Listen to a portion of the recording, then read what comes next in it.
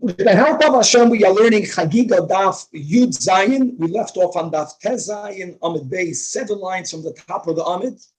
We are dedicating this class in merit and in honor of the Kala, Chana Siegelman, who is getting married today, B'Shah Tov Mitzlachas, to Rabbi Herschel Wolf. Hashem will bless them, that they will build a binyan Aliyah, and we have the merit of having the grandfather and uncle of the Kala here with us. So we, in the Mishnah, going through, as Rashi pointed out, the first major halachic disagreement, machlokes, which is whether smicha is performed on the Koren Chagiga on Yom Tov or not. So we went through the generations of the Zugais. Our Mishnah wrote, as we have on top of that of Daf Tezayin, that all of the first ones that are mentioned in the Mishnah, right, Harishonim are the Nesiim, and the second ones are the Av Beis Din. In other words, in the Sanhedrin, you have the two main principles is the Nasi, which is the leader of the Sanhedrin, and then you have the second to the Nasi, which is called the Av Beis Din. And according to our Mishnah, as we see in the Braisa Shitas Rabbi Meir,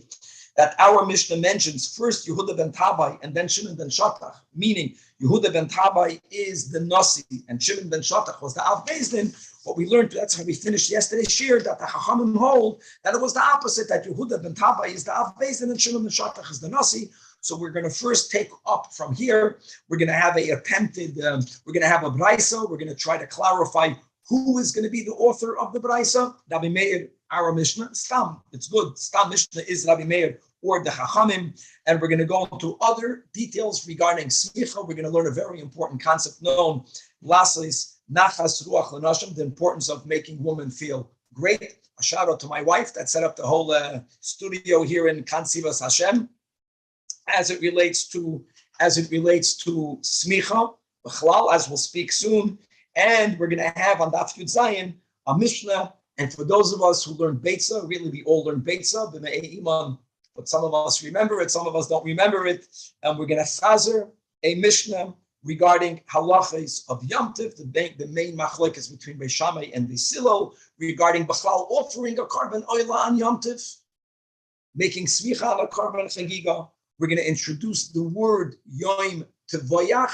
That's the way we'll pronounce it. Yom Tevoyach will mean that there will be times that the Yidden who were oil regel, which is all of us, were unable to bring the carbon oil and chagiga on Yom Tov Shabbos, for example. So then the day after will be the day where everyone brings their karbanos. Don't forget, Chevra, that Shavuos is only a one-day Yom Tov. So the day after means outside of Yom Tov. That opens up the topic of Tashlumin.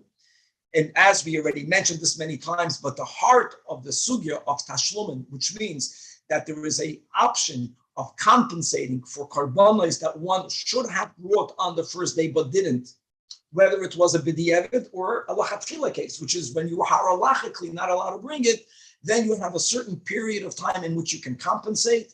We're going to search sources for Tashlumin for Shavuos. We're going to have really 3 sources, but on Daf Yud Zayin in today's Daf, we're going to go through source number 1, and God willing, in Daf Yud Ches, before we move from Kachim to Tanis, we're going to go through the other 2 amazing sources for the concept of Tashlumin. And at the end of today's share, I would like to share a gavaldik and amazing insight. There was a Sikha of the Rebbe, Chelik Chav Ches. The Sikha is titled Yud Beis Sivan, if I'm not mistaken. And the Rebbe explains the amazing, unique concept of Tashlumin as it relates specifically to Shavuos, by the fact that Tashlumin compensating the karbanos that should be brought on the first day of Pesach, and you can bring it throughout Pesach, at least you're bringing it on the Yom Tov. Sukkos, we learned not only can you bring it on the 7 days, you can even bring it on Shmini Atzeres Yom Tov. That's unique about Shavuos, that it's only a one-day Yom Tov, and there's something special, dafke, of being able lechatchila to bring Tashlumin on a Yom Choil, and the Rebbe explains how really this is really the toichin of the whole Yom Tov of Shavuos. That's a gavaldik vart we're going to share at the end. Without any further ado, Chevra Daf Tezayin, Amid Beis, 7 lines from the top of the Amid. Baruch atah Adonai Eloheinu melech haolam shakol ne'udvarim. Again, I just have to shout out to the Zayd of the Kal over here. Chevra, when we have the schus of marrying our grandchildren, that's the way to do it. Rabgein learning. Says the Gemara, now that we brought the machlokes between Rabbi Meir and the Chachamim, whether Yehuda ben Tabai was the Nasi, or Shitas Chachamim, Yehuda ben Tabai was the Av Beis Din, So says the Gemara, now that we have this machlokes, now we have to decide, we have to determine who's the author of the following brayso. A quick intro. You have a din of Eidim Zoymimim. Eid Zoymimim means witnesses that conspired through false testimony to get the Beis Din based on their false testimony to give a halachic ruling. There are many details about Eidim Zoymimim. Some of them might be, as we say, das balabatam hepach das toidam. At first glance, it's a little bit counterintuitive. Firstly, if the witnesses lied, how we determine they lied, we'll leave that from a Masechta Makos. But now that we discovered that they were false witnesses, if they were caught prior to the ruling of the Beis Din, you don't have this, the dinim that we are discussing won't be relevant. They won't be off the hook. It's not right for them to come and to attempt to trick the Beis Din. But the dinim that we are referring to is when Beis Din already gave a ruling, after they gave a ruling, based on their false testimony, and now we discovered that they were lying witnesses. So the Torah says that whatever they conspire to do, kasher zamam, that's what we will do to them. Now I know there are two exceptions. We'll learn that in Makos. That's the general rule. Even if, based on their false testimony, Beis Din condemned, let's say, Reuven to be put to death. So the Eidim will be put to death. Whatever they conspire to do now, one would think logically that if Beis Din already killed the innocent Reuven, then avada, the witnesses, should be put to death. Or even more, if they were called to be liars prior to Beis Din executing their psak, their wrong wasn't yet done. You might have thought they won't get punished, but it's not that way. The window of the punishment is dafka after there was a psak din of the Beis Din, but before Beis Din executed the ruling. It doesn't mean their sin is much graver. But this type of punishment is not going to be given to them. That's the way Torah Shabbal Peh tells us this halacha. And as we'll see, the Tzedukim, the Vaisusim, like in many other cases, they interpreted this din otherwise. And it's many times important for us, as it's called lo hoitzi miliban shel Tzedukim, to do something at times even contrary to das Torah, just to make a point that their interpretation of the oral Torah is wrong. Now let's read it inside. So says the Gemara, it says in the Brais, Amar Rabbi Yehuda ben Travai, Era ben Nechama. Era ben Nechama literally means, may I see the consolation. It's a lashon of shvua. According to many Rishonim, it's a euphemism. A euphemism means that he really meant to say something not positive on himself. May I not see the consolation, which is Moshiach, if I didn't do X, Y, and Z, because I'm swearing that I did X, Y, and Z. So I will see the Nechama. So what was his oath? I, as the head of a Beis Din, put to death a false witness, a Eid Zoyman. When did I put him to death? There was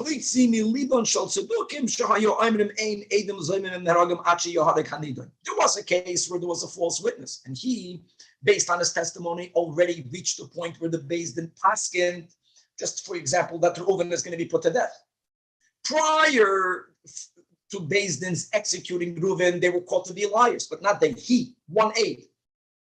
According to the Tzedukim, they said, Mamash Kasher Zomam, you do what they conspired to do is only if they did it. It didn't happen yet. No, says Yehuda ben Tabai. I put that Eid Zoyim to death. Now, this detail is very important. There's another detail, and that is that Eidim Zoyim only have the law of Eidim Zoyim if both of the witnesses are proven to be false witnesses. If only one of the two turns out to be false, even though the ruling is no longer going to stand because you don't have two witnesses. But the punishment is only if it's two. So therefore, Amalei Shimon ben Shatach, also using the same expression of an oath, he really said the opposite. May I not, if what I'm saying is wrong, may I not see the Nechama. What I'm saying is right. What am I saying that's right? That you killed an innocent person. Why did you kill an innocent person? The sages tell us, when do we execute the rule of false testimony, which is we do to them what they conspire to do, only if both of them became proven to be false witnesses. Similarly, in any level of punishment to these conspiring witnesses, if they were testifying that Reuven is Chayiv Malchus when he was not. By the way, it's all the same rule. Rule is that prior to Beis Din's Psak Din, they're proven to be false witnesses. This din, nothing happens to them. After Beis Din already gave Malchus to the person, nothing will happen to them. It's not in that window after the psak, before the execution. But it has to be both. Money is a little bit different. The details is not negate. The point is that Yehuda ben Tabai knew this din. Make no mistake. Yehuda ben Tabai knew the din that it's only if both of them become in Beis Din proven to be conspiring witnesses.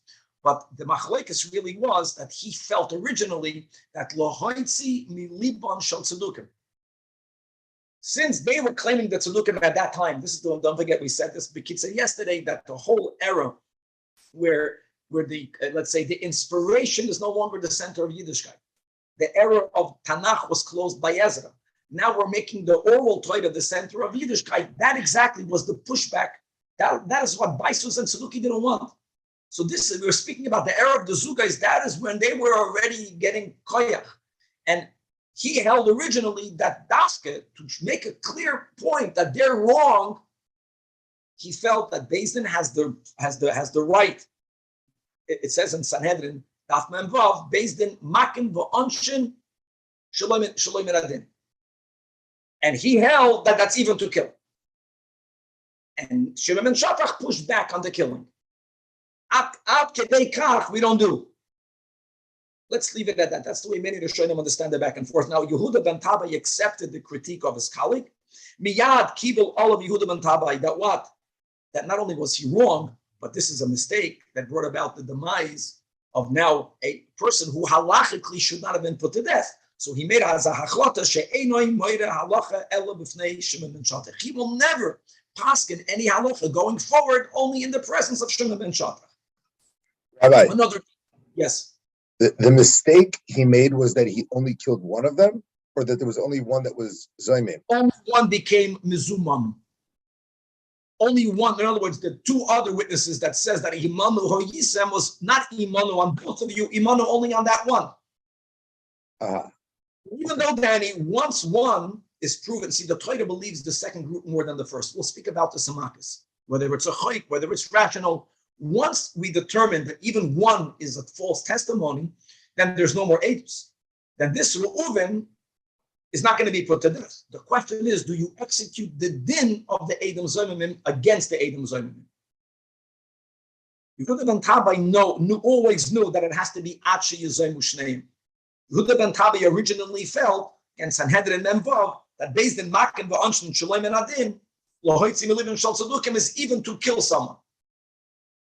And Shimon ben Shatach disagreed, and Yehuda ben Tabai acquiesced, and he said, you know what, from now on, I'll never give up Psak Din without being in the presence of Shimon ben Shatach. We're going to come back to this in a moment, but now another... But just to be clear, if they were both Zaymim, then Shimon ben Shatach would have agreed that you killed them both. 100%. And Shimon ben Shatach, that's the word, that's what Hashem told Moshe Rabbeinu.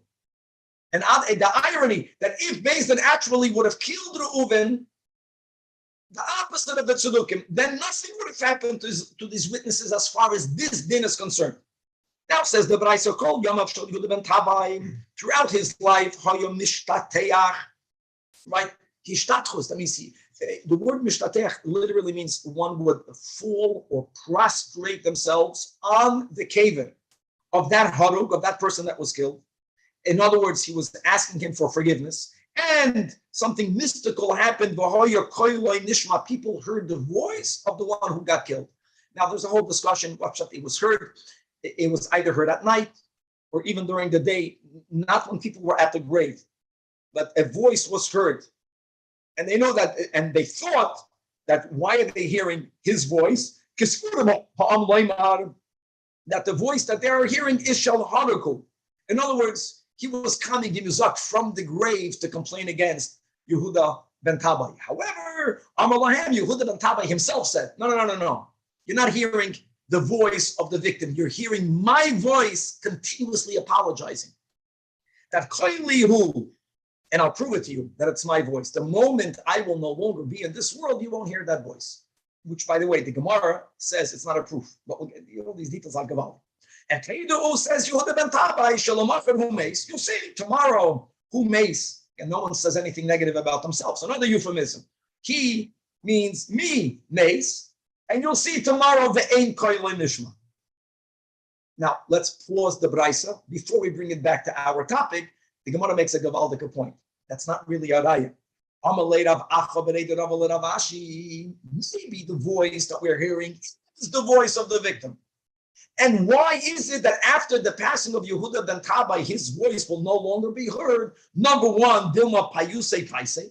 Maybe after the passing of Yehuda ben Tabai, he'll meet him on a different level and he'll ask him, he was apologizing.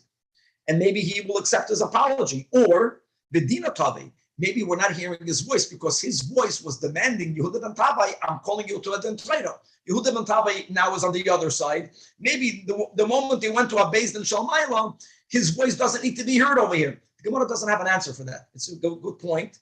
What's the point? The point is like this. This concept that prior to this event, and again, Yehuda ben Tabai, who had a leg to stand on, but he was moida that he made a mistake.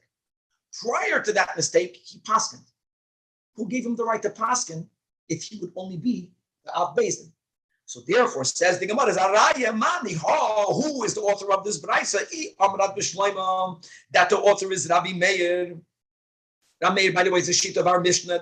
It says Shimon ben Shatach was the second in command, was the Av Beis Din. Yehuda ben Tabai is the Nasi. That's why it makes sense. Shimon ben Shatach. Means that even though you had Shimon ben Shatach was present in the world, he was in Yerushalayim, but Yehuda ben Tabai was not mechuyev to involve him in such a psagdin because he was the Nasi. It fits. And that was his point. Once he felt that he made a mistake, the opposite. Yehuda ben Tabai didn't have to say, he didn't have to say to him. I meant to say, so if I said it wrong, if Yehuda ben Tabai is the Nasi, that's why it makes sense that prior to the event, he didn't need to have Shimon ben Shatach present because he had the right to paskin. Yehuda ben Tabai was the Nasi. If the author of the Braisa would have been the Chachamim, not like our Mishnah, which means that they hold that Yehuda ben Tabai was the Av Beis Din, Shimon ben Shatach was the Nasi. So the whole story doesn't make sense because Av Beis Din b'fnei Nasi mi moida halacham. Even prior to the story, you're speaking about members of the Sanhedrin. You're speaking about taking a life. Did he ever have the right to paskin without the Nasi involved? The Nasi never would have allowed him to do it. Shimon ben Shatach, post facto, Taka said you made a mistake. And the Gemara is telling us something very important, just to know how the Sanhedrin worked. The Sanhedrin is a body of 71 judges, as we know in Sanhedrin. Don't forget that capital cases can only be judged when the Sanhedrin is sitting in their real place. Once you move the Sanhedrin, no Beis Din can judge capital cases, but don't forget that when the Sanhedrin is sitting in its home, in the temple complex, even a minor Sanhedrin can judge capital cases. And the fact is that the Av Beis Din, not the Nasi, not by himself, if he could have joined a minor Sanhedrin of 23 judges. We learned this in the Rambam and in other places that even on Harabayas, there was already a minor Sanhedrin of 23 judges. That you are allowed to do. Not being allowed to paskin halacha means that in the Sanhedrin where Shimon ben Shatach is presiding as the Nasi, let's go with that version, in there you need him to be involved in a capital case. But maybe, says the Gemara, this Braisa can be the Rabbanim. Why? And my Kibbutz of the Kamar, what did he do? And what did he resolve? Prior to the story, he was allowed to be mitzvah. That means he could have joined any other minor Sanhedrin. And they could have come to a conclusion in a capital case without the input of Shimon ben Shatach. It makes a lot of sense. What Shimon ben Shatach, the Nasi, has to go to every single shreiftim titlucha b'chol sharecha. He's going to go to every case. No. So that is something that he had the right to do. What Yehuda ben Tabai said is I will never paskin any capital case as long as I live without Shimon ben Shatach's input. No,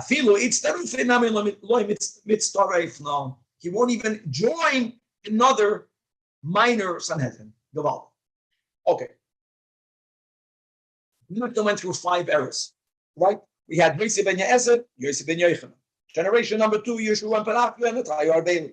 Generation number 3 is our topic. Let's go with our Mishnah. Yehuda ben Tabai, Shimon ben Shatach. Generation number 4, Shmai and Avatalion.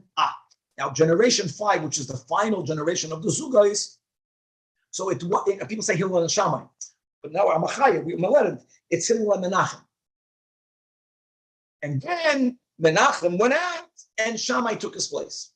So the Gemara wants to know exactly where did he go to. So says the Gemara, Yotza Menachem, and when Menachem left the Sanhedrin, then Shammai took his place. And again, we're going that Hillel was the Nasi, Shammai was the Av Bezdin.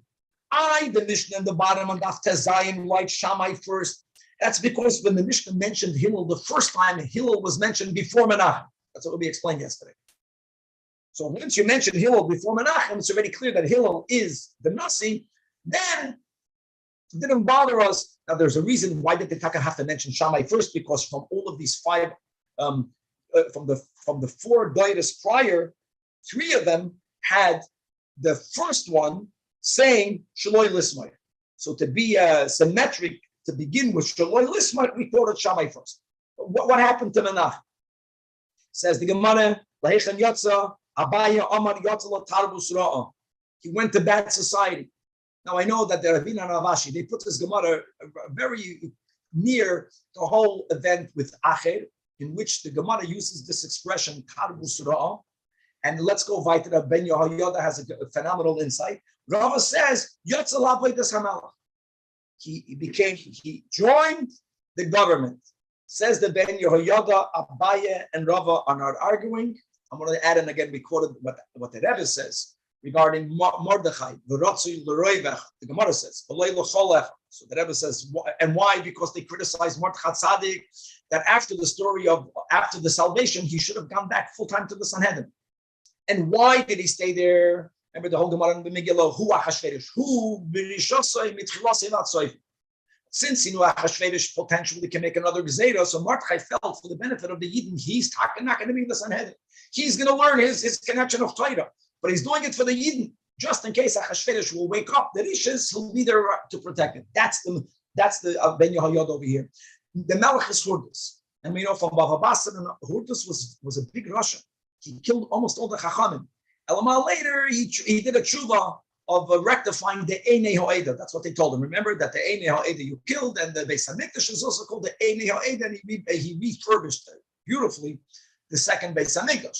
But he was a wicked person. So that's the Tarbus Ra, not like by Acher. Tarbus Ra, says the Ben Yehoyada of Abaye, means he joined that company, not him. He wanted to be in the government, to keep an eye on orders. And that's what the Rava is saying. And Tanya Namihachi, it fits. Because the Tanya Namihachi is, Yotza Menachem L'Avodas HaMelech. Abraisa says. Now, normally, my friends, if you know if there's a Machlokes HaMoirayim, the Gemara normally formulates, Meisvei, Kashan Abaye, how can you say Tarbus Ra? It says, Beferish and Abraisa, that all he did is he joined the government. That fits with the Ben Yehoyada, because they're not arguing.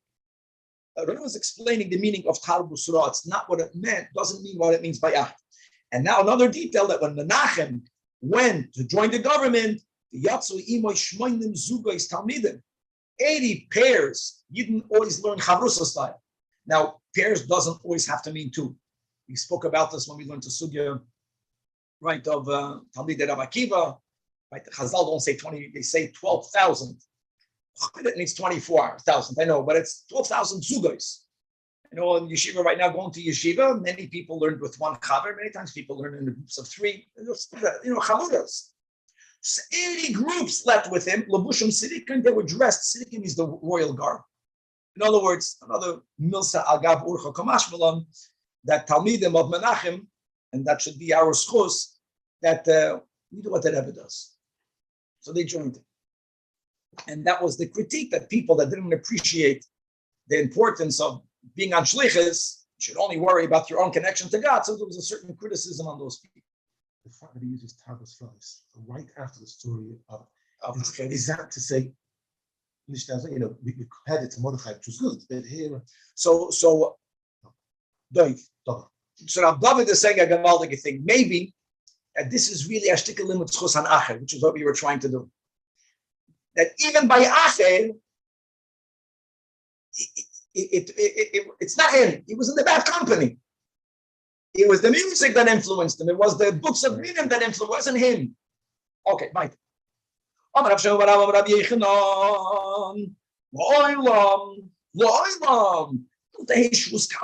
Shvus is a unique word that's used on rabbinic prohibitions connected to Shabbos Yom. Shvus should never be light in your eyes. Hey, smicha. The whole issue is only shvus. As we know, we explained what's the problem with cleaning an animal. So we learned that there's a takanas chachamim. It's called hishtamshus bebalachayim. Doesn't only mean writing, even though the reason for the gezerah was, like we mentioned yesterday, that when you write an animal, you might rip off a branch, but it's any type of hishtamshus is asur midrabanan. It's isur midrabanan, and stel zechvar the nefel kuban gedoyla hadoy. Maybe get the other side. Now, do we need Rabbi Yechanan to say this? And if not for Rabbi Yechanan, what would you think? That you can take shvus kala? Of course not. It's a isur derabanan, pshita.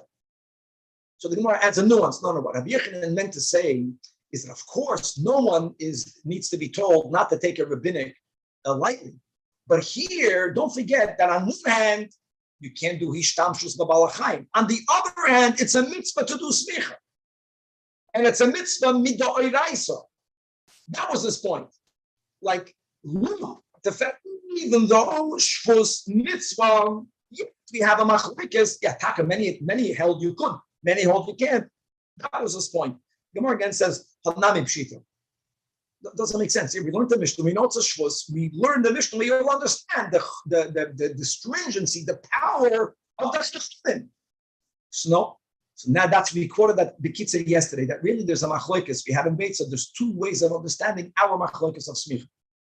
Is the machlokes whether b'chlal you need to do smicha? Because there are three personal karbanis. The rule is personal karbanis need smicha. Communal not. Personally, yeah. What are the exceptions that everyone agrees to? B'chor, Meiser, Behema, and Pesach. Some learn that Chagiga also doesn't need smicha. If that would have been the word, then Rabbi Yechanan is not adding anything. Rabbi Yechanan is trying to point out that everyone agrees it's a mitzvah, and even though it's a mitzvah to do smicha na Chagiga, yet on Yantif, and when you're doing it chalamayid, when there's no Isra Gishtamshus B'Ralachaim, L'Kula Alma, you're mechuyev to do smicha. Nevertheless, shvus mitzvah, how chamer it is. Lafukin and under Amar b'smicha gufa pligim. So Kamash Valam, no, that only the shvus of the pligim, and everyone holds that doing smicha on the chagiga is a biblical obligation. Seven, we are 12 lines before the bottom of the says the Gemara, Shmami, from whom my friends? From Rabbi Yechanan. That this general mitzvah of smicha, always, whenever smicha is done, not the way Kavan had a picture yesterday, with the guy putting his hand, one hand on the head of the animal. No. Call both hands, and with all of your koyach, because the is al kadaitach loy ba'ina nechol koychai, then Michael of it. Then again, you're telling me that everyone holds you have to do smicha. We have half of these zigos held you're not allowed to do it. Why not? So you're saying because you're being mishtamish b'balchai. Mishtamshus b'balchai only means leaning on it with all your koyach. We mentioned this b'chlal, like whenever there's a time, like even in davening, we're supposed to stand. Now, what happens if you have a stender in front of you? When do we say that leaning is not standing? That's the halacha. If you were to schlep it out, pull it out, and the person leaning would fall down, that's called he's not standing. That's the meaning of leaning. You got to put all your weight on it. Oh, I just stumble it again. On one level, perhaps that the juxtaposition to the whole sugi of the MERCAVA, because really that's what the MERCAVA is. In other words, that the Adam HaElyon is leaning on the behemoth. We're carrying, even though really the Adam is noisav. Okay, I know that, but that there's a merging of, that there is a leaning. Like God wants your mitzvah. God, we got to bring Mashiach. It's on me. It's on you. God is leaning. With all of us koyach, He's asking us to do what we need to do. Okay, Meisvei, how can you tell me that it has to smicha means with all your koyach. It says in a brayso based on the sugya on the parsha of smicha. And we open up saying speak to the children. In the masculine, Chazal learned this is a brayso b'nei Yisrael soimchin, right? The first medium-sized line, the aim b'nei Yisrael soimchais. By the way, if you remember, I forgot where that was, but we learned that Tosfos. Tosfos asks, why do we need the b'nei Yisrael? Forget about the word b'nei Yisrael. Isn't smicha a mitzvahs asay shazman geruma because karbanis cannot be brought at night? The answer that I remember is that smicha is a din in the korban. It's not a din on the person. In other words, an obligation on the persona, male, female. Male is chayiv. Sometimes the women are exempt. If it's a din in the korban needs to be leaned upon. Doesn't matter whether the owner is male or female. Without this limud, one month that you still have to do, but women don't have to do smicha. Okay, and they don't. However, Rabbi Yossi, either Rabbi Yishmael or I have over here, right on the side, Rabbi Shimon. The noise, Yisrael, Soimchais, Rishus. If they want, they can do it. And yeah, this is the general machlokes Tanoim. Whether there's a Baltoisif, then there's a machlokes Rishonim. Even if it's not Baltoisif, do we make a mitzvah? Do you make a bracha? Do you not make a bracha? Ultimately, it becomes a mamash machlokes Mechaber Ramah. Okay, but 1 second. Rabbi Yossi, there's something unique about smicha that makes smicha different than all of the other positive mitzvahs that we actually lakula alma paskin that woman rishus. Not only that the Rama Ashkenazim women make a bracha. There's something special about smicha. So it says Sachli Abba Elazar that Pam Achaz Hoyolanu Egel Shozif Cheshlam. We had a calf, a shlamim. This is not related to Yom Tov. We were born a shlam, and the Ha'avinuhu le'ezras nashim. We brought it to the women's section, and the Sonchu all of nashim. So much to say on this. In other words, we learned that take it l'smicha shchita. A woman never entered the Ezras Yisrael. Can the Yisrael never enter Ezras Kohanim? Some of the Ezras Kohanim we were allowed to enter, and all based on the take of smicha shchita. But what happened there was the fact is that they brought the animal towards the women, but they did smicha. And then he adds, it's not because they are obligated. He really meant more than this, but that's the first approach. But to make women feel good. So now, right, the widest line says the Gemara, hold on. Based on Rabbi Yechon's statement, we already extrapolated that smicha b'chol korecha be'ina doesn't fit. Let me tell you why it doesn't fit. My friends, just like on Shabbos, there's an Isur midrabanan called Hishtamshus bebalchai. There's an Isur to do avoida or to work with animals of kachim. Well, I'm not going to use the word me'ilah because me'ilah means either you are taking it into your possession or you are having hana'ah in the value of a pruta. I don't know if smicha is me'ilah. I don't think it's me'ilah, but you're doing avoida. You can't stop use kachim. If it's a mitzvah, it's a mitzvah. So here we got a problem. In other words, how can avodah b'kachim? That's the words in the Gemara. Because of nachas with the nashim, do you do a sin? God forbid. So everyone shmamina lumbin b'chol koichet. Now we got a big problem because if that's the case, then the whole yisoid of Rabbi Yechanan doesn't work. That must mean that the whole argument is not the way we explained it, even though it is the way we explained it.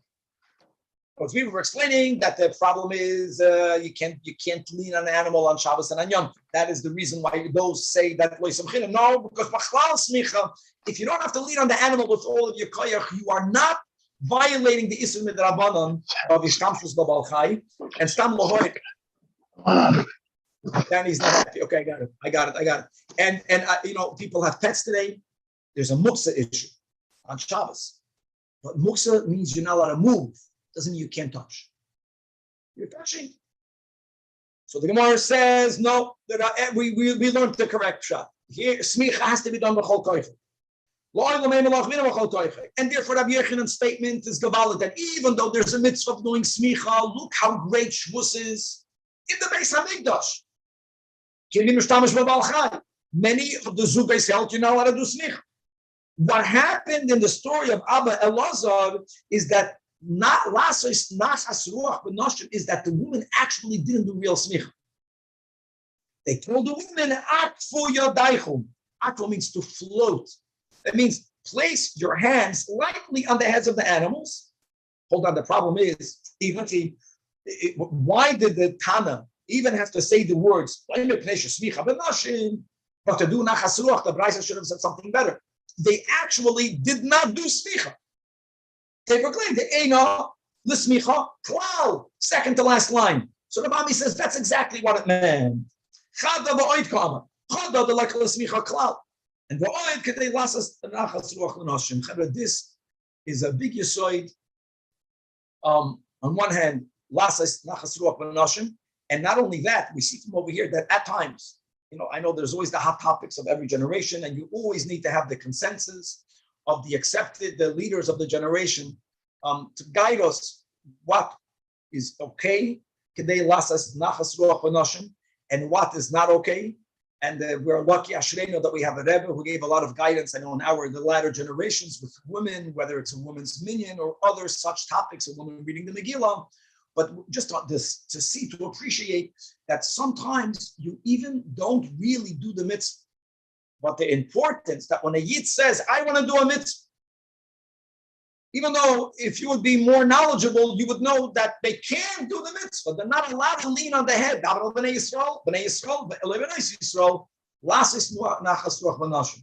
And that's a general rule for us. When someone is excited about doing a mitzvah, you have to really, the first approach would be, go for it. And even if you're not doing it the way 100%, they're celebrating a mitzvah. The only reason they're allowed to do it is because they're not really doing it. Because if they were really doing it, they wouldn't be allowed to do it. Correct, because of this detail of doing avodah b'kach. But yet they did it. But yet we brought the animals over there and we told the woman to do it. Most of the mitzvahs that we do now that women do are not that way. Like today, a woman here does shofar. They fulfill the mitzvah of shofar.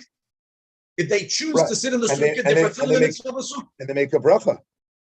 And they make a bracha. Very good. Very good. Now, did they make a bracha for smicha?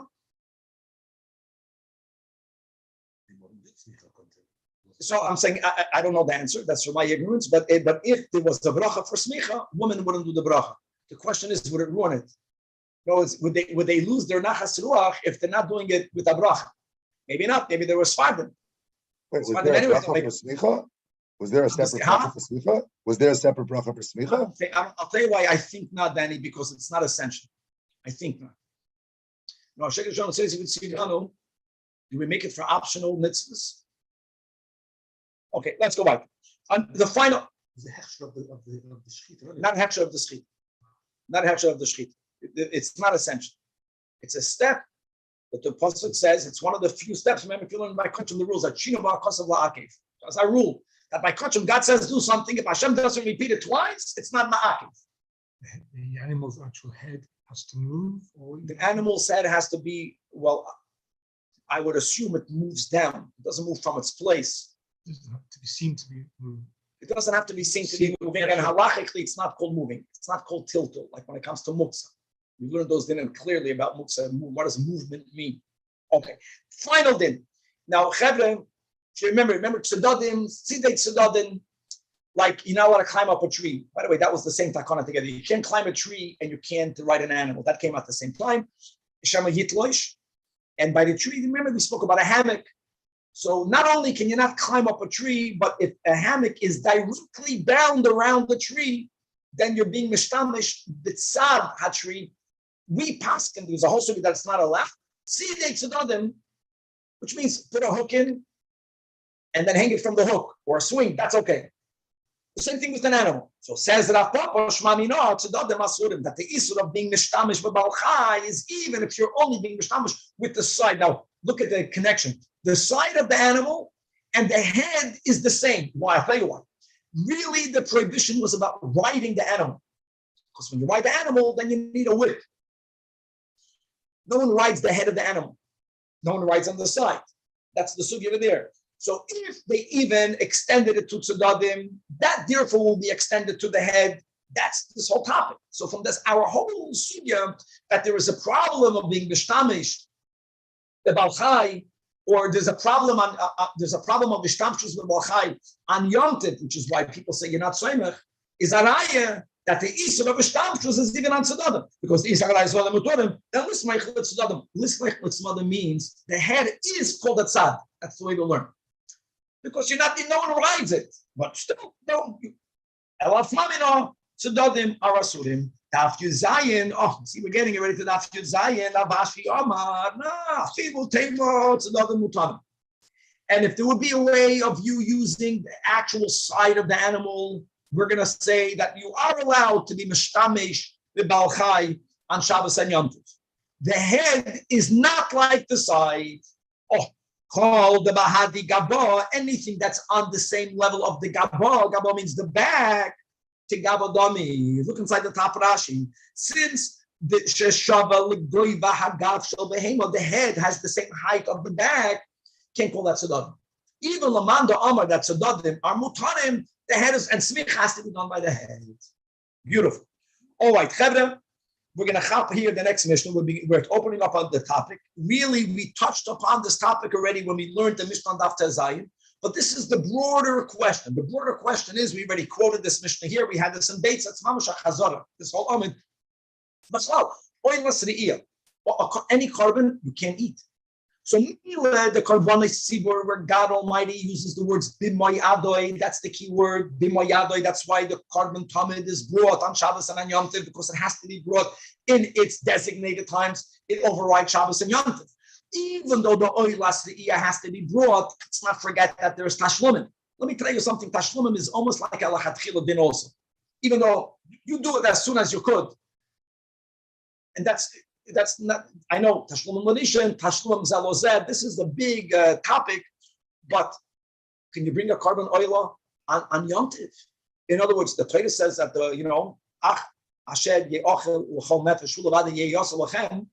but that's the whole sheet of Beishamai. We're very limiting. Only that's direct oichel nefesh. This is not oichel nefesh for you. Carbon oil is oichel nefesh of the Eibishter. And let's go to the Mishnah. So says the Mishnah, Beishamai Yomrim, that on Yom Tov you can only bring the shlamim. Oh, why is shlamim different? Because some of the shlamim is consumed by the kohen, some of the shlamim is consumed by the baalim. That's oichel nefesh. Yeah, and even that, like we learned in the last Mishnah, the ein shlemchen aleim. And let's go even more, that really the Shammai, as we learned, subscribes to the Shita, that you don't need to have taken l'smicha, shchita, do smicha at a Yom Tov. And if you didn't do it, it's not essential. So do the shchita without smicha. But b'chlal kilos may not be brought.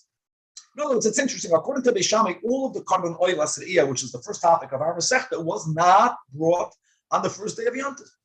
However, I disagree with both.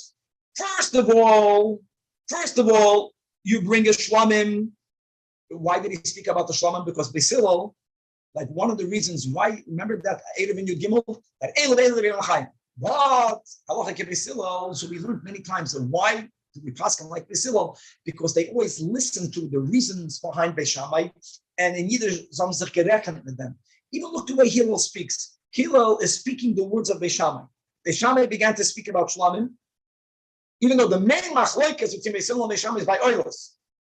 And by shlamim there's a nuance, smicha or not smicha. Beis Shammai hope to bring it. The main chiddush of Beis Hillel is that no, an oiler can be brought. He follows the way Beis Shammai. That's a derech it's the Avos Yisrael. Beis Hillel meviim shlamim and the oilers, meaning the oilers, and on both the samchin aleim. That's din number one. Din number two, Atzeres here means Shavuos. In the Tanoim, Atzeres means Shavuos. In the Torah, not that way. Atzeres, Shechali is Be'erev Shabbos, when Shavuos falls out on Friday. So let's go backwards. What does the Shammai say? The Oilas Re'iyah is not brought on Yom Tov. When is it normally brought? The day after Yom Tov. When is the day after Yom Tov? Shabbos. So the Shammai Ibn Yoim Tavoyach, the day where everyone will bring the word Tavicha means Shchita. The day where everyone will bring the Korbanos would be Acher Shabbos. Now, there's a big chiddush here. We'll get to that in a moment. And Beisil Lamadim and Yom Tibuach Achar Shabbos. Why?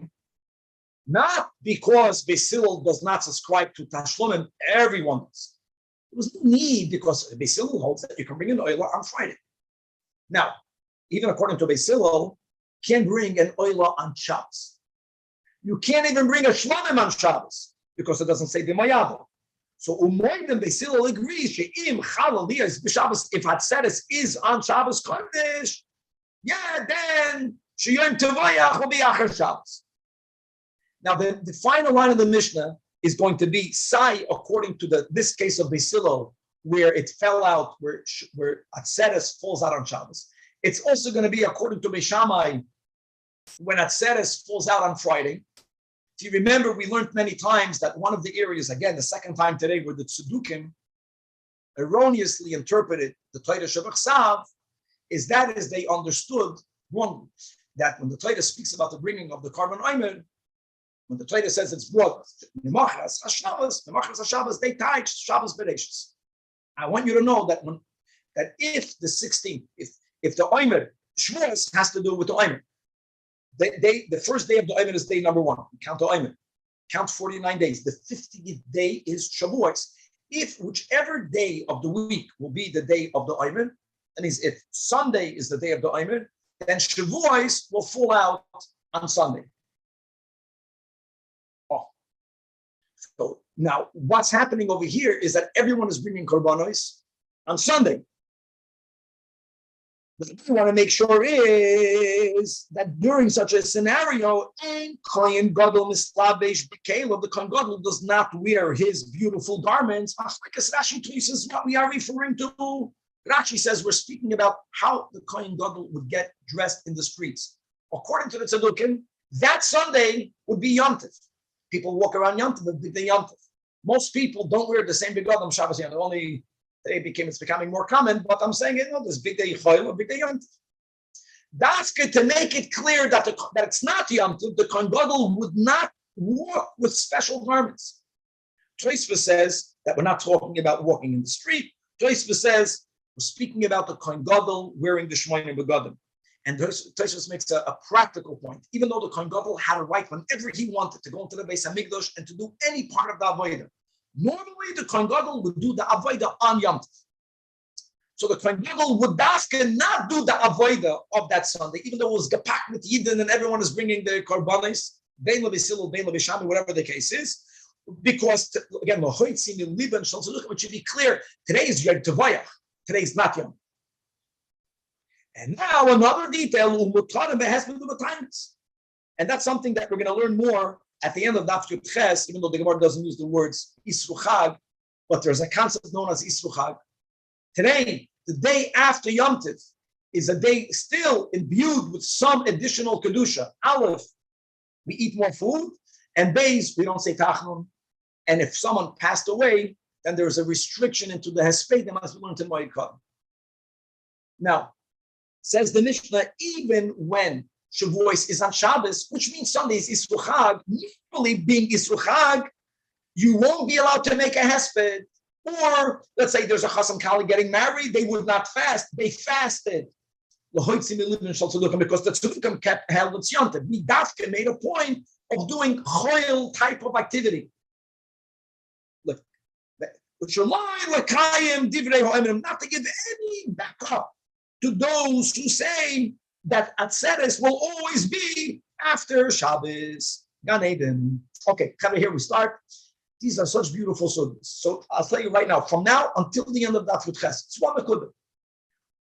We're gonna zoom out, not to focus on what we're calling Yom Tovayach. Yom Tovayach means the day of Shechita. And according to Beis Shammai, Yom Tovayach was always the day after Shavuos. According to Beis Hillel, whenever Shavuos fell out on Shabbos, Sunday was Yom Tovayach. But it's not the only day after. Really, it's connected to the concept of Tashlumin. If you read the Mishnah, you don't see from the Mishnah there's Tashlumin. You see from the Mishnah that whenever you can't bring it on Yom Tov, halachically, you can bring it the day after. If you read the Mishnah without knowing already from the beginning of the Masech that we already had on that base, Tashlumin, you would think maybe, there's a one-time scenario. Whenever you can't halachically, you bring it the day after. Says the Gemara, Amar Abelazar Amar Raboishi. He's already beginning with the premise. There is something called tashlumen. Tashlumen means that if you did not bring the oilas re'iyah, shalmei chagiga, either you didn't bring both or you only didn't bring one of the two, you have a full week to bring it. A full week means including the 6th day of Sivan and 6 more days. People shouldn't get confused. It's not 7 days after. Like today, we have 2 days Yom Tov and Chutz La'aretz. So we know that we don't say Tachnun, Aliyah Mazeh, until Yud Beis Sivan, Va'ad Bechlal. That's only 5 days after, because we have 2 days Yom Tov. The Meisei Kelim connected. That's exactly the point. So Rav David is saying that many people hold you go Yud Gimel because I got it, because it's 2 days Yom Tov. Got it. Okay, very good. Okay, we don't do that. I thank you for that. The point is that it's a total of 7 days. Total of 7 days. That's called Tashlum. He doesn't even make that statement. But the Yom Tov is the first opportunity in the Yemei Tashlum. He wants to know, and this has to be clarified, because unlike Pesach, unlike Sukkot, don't forget by Pesach, I know that if you don't bring it on the first day, you can bring it on Chol HaMoed, fine, but at least it's Pesach. You have to acknowledge it's very different here. It's Mamash Yemei Choyel. So, source number 1. It says, it says, we quoted this pasuk many times. We pointed out that this entire pasuk, or the Chagamatzos, Chagashvu is part of the pasuk is superfluous, because the content, the context is about the 3 Yom Tovim. If I'm not mistaken, the last one is Sukkot. Then it says after that, if you would understand, there's something superfluous. From that, Chazal learn that we make a hekesh, makish Chagashavuos, Chagamatzos. To teach you, Chagamatzos, yesh lo tashlumim kol shivon. Af Chagashavuos, yesh lo tashlumim kol shivon. Frag the Gemara the simple obvious question. Guys, we learned on Daf Tes. Let's not forget Daf Tes. Not too far back. We learned that the tashlumin of Sukkot can even be brought on Shmini Atzeres. Means you have a total of 8 days. There's a hekesh. The Torah writes all 3 Yom Tovim. So frag the Gemara ve'ema makas l'chagas Sukkos. Ma chagas Sukkos yesh lo tashlumin kol shmoino. Why don't we say even more? Af chagas Sukkos yesh lo tashlumin kol shmoino. The initial answer is no. Shmini is considered a regel b'fnei atzmai, and other, but you can't bring the tashlumin on Shmini Atzeres. The Gemara says it's not true. Asks the Gemara, Ema the Amri, for what do we say? It's for many things, but there is a limit. That Shmini Atzeres is considered a holiday all for itself. Hane Mili, Rosh Hashanah, we have this in Sukkot, we have this in Yuma, Bezar Keshav, right? Rashi, just to say the words, at least to get to the words, what the words mean. There's a machlokes every time in Rashi and Tosfos. Payis man regel carbon shin and brach. The ayin berashi. In tashlumen, not only is tashlumen not mentioned as part of the 6. Sometimes we say that ton of a shiur, not over here. Tashlumen derishano. We know from a Mishnah that you could bring the oilas re'iyah and the shalmei chagiga of the first day of Sukkot if you didn't bring it prior. You can even bring it on Shmini Atzeres, as it says in Daf Tes. The Tlan mishal chag b'yom harishon shel chag chagig as kol haregel b'yom tov ha'achlein. And for the Gemara, to fast meruba, to fast. You, the Torah juxtaposes 3 Yom Tovim, you can go either way. So we follow the following rule. Too much, you got nothing. To fast the muat, to fast. But now we got a problem. Why did the Torah Elo Lamai Hilchas Ekos V'Rachmana L'Chag HaSukkos? By the way, just before we go, so we compare it to Pesach. We had this before. Now, how do you know that there's tashlumin on Pesach? Because on Pesach it says v'chagoisam oisei chag l'Hashem shivas yom. Right? Now, chag l'Hashem means chagiga. How do you know that it's also oilas re'iyah?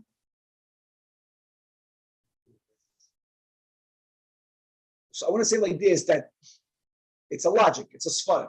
I'm saying a svara and it's not a hekesh. Because if you would have a hekesh, what would be the problem? What don't we do in Kachin? We never use a double hekesh. So it's a svara. So we use svara and hekesh works. It's a 2-step over here. Because we know from Pesach, the chagoisem always means chagiga. That's where we already got that. Chagiga can be brought shivas yom. Logically, chagiga oilas riya oichet. And now we have one hekesh. Pesach is the teacher. Shavuos is the Talmud. Why did the Torah add Sukkos? Second to last line in the Amud answers the Gemara Lakushi L'Chag HaMatzos. We learned something else. Chag HaMatzos, there's an interesting din, and that's called Lina. Lina means overnighting. Overnighting, we already learned the places that really that was true by all the Korbanos. Overnighting means that even though when you come to the Beis Hamikdash, right, they will bring the Korban Pesach Erev, but they will bring the Korbanos of Oilas Re'il, let's go with Basil, Shamay Chagiga, they would bring it on the first day, on the 15th day.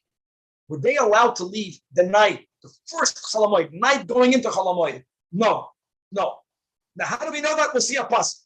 The din is you have to spend one more night in Yerushalayim in HaKodesh. So just like you have a din that tells us to have another night spent in the holy city of Chag HaSukkos, you come now. There's no Erev, there's no Yom Tov Erev Chag HaSukkos. Say that you come on the first day, you bring the oil, you ate up the shlam, you ate up all. You don't have to wait 2 days and one night. So you might have thought you can leave. No, there is a din of Lina. Now, how do we know Hassan by Pesach? Do we know there's a din of Lina? That Yudzayin on the base. We had this a few times already recently because it says a pasuk in the aim. Now what's the raya? Turn in the morning back. Turn in the morning back. This is by Pesach. It cannot mean the first day. Why can it not mean the first day? What would you say? Because you have to bring your oil as Chagiga, right? The oil is Chagiga. Come to Rashi, look inside Rashi, that it can't mean the first day. Why? Because on the first day it's Yom Tov, and on Yom Tov there's Yisur Tchumen. That's a big bomb by Rashi. There's so many issues. Like why doesn't Rashi mention? Because you have to bring the korbanos. This whole topic of Tchumen, Machlokes, right? Rabbi Akiva says it's Doiraisa, but everyone else holds it's Midrabanan. So is this limud? Oh, because this is a pasuk in the Torah.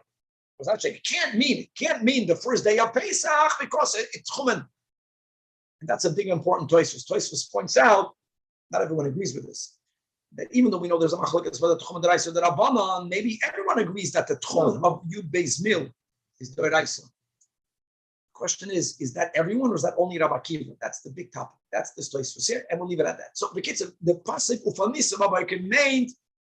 You gotta go. We have another few minutes on Schaparayim. You have to stay the night of Cholamoyed. So from here we extrapolate that the same thing is also in Chag HaSukkos, and by the way, and also in Chag HaShavuos. No one left Motzei Shabbos.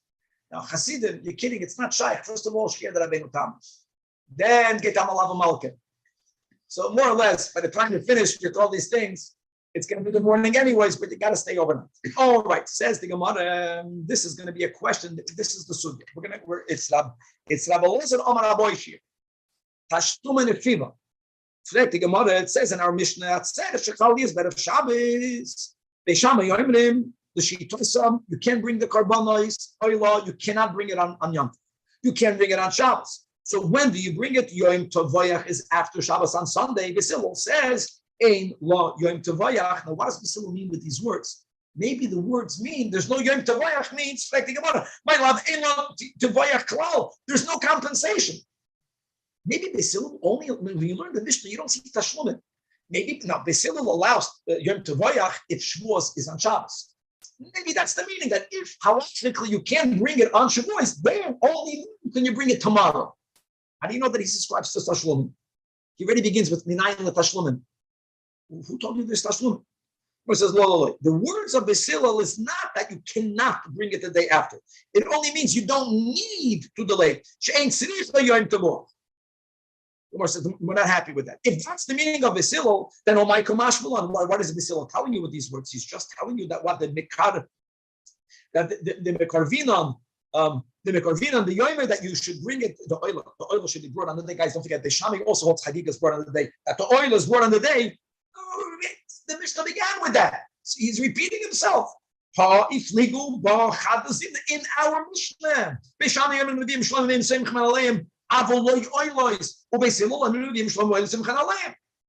So answers the Gemara, no. Basil is not saying that there's no Yom Tovayach. He's saying that you don't need a Yom Tovayach. Why? Because you can bring it on the day.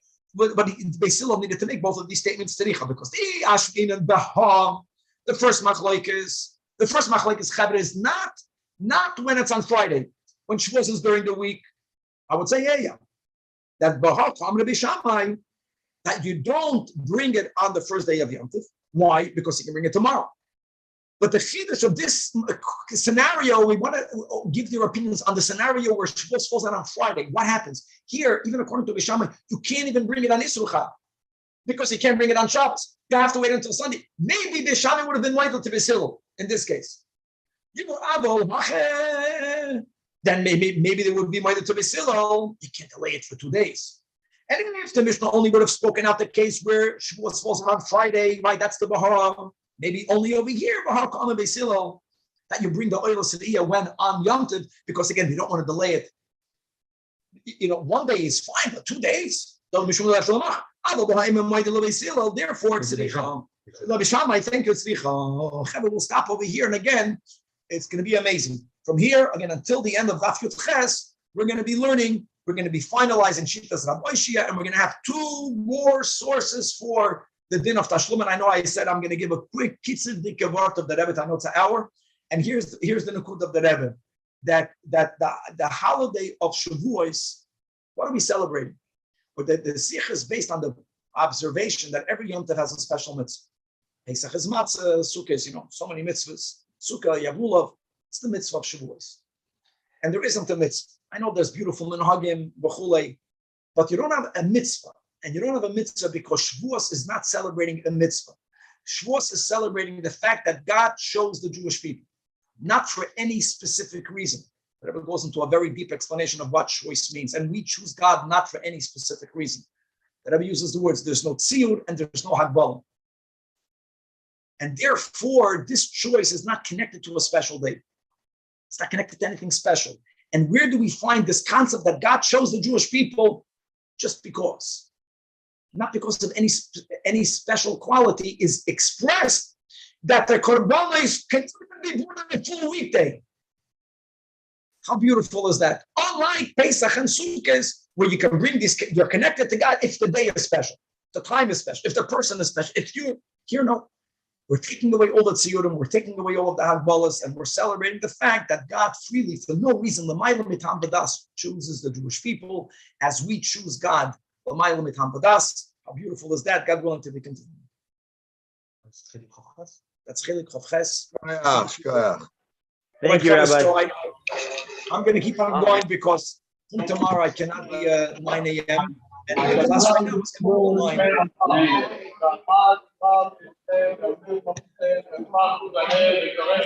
Amen. Thank you, Rabbi. Yeah, I'm staying on. Whoever wants to, maybe. I don't know if you guys can say you guys have to go. So the most It's at 11 o'clock, I understand that the reason why they go to Yud Gimel is not because of 2 days Yom Tov, because Shavuos could be Zion. Because if it's 2 days Yom Tov, and it makes it, and actually show what they only do up to the base, they don't make any distinction between the two. It makes sense that the reason why they do another one because Shavuos could be Abel or Zion. That's what I meant. Yeah, correct. The 2 days. No, we keep 2 days because it could be every 2 days is because that day is only 1 day. That could be the first day.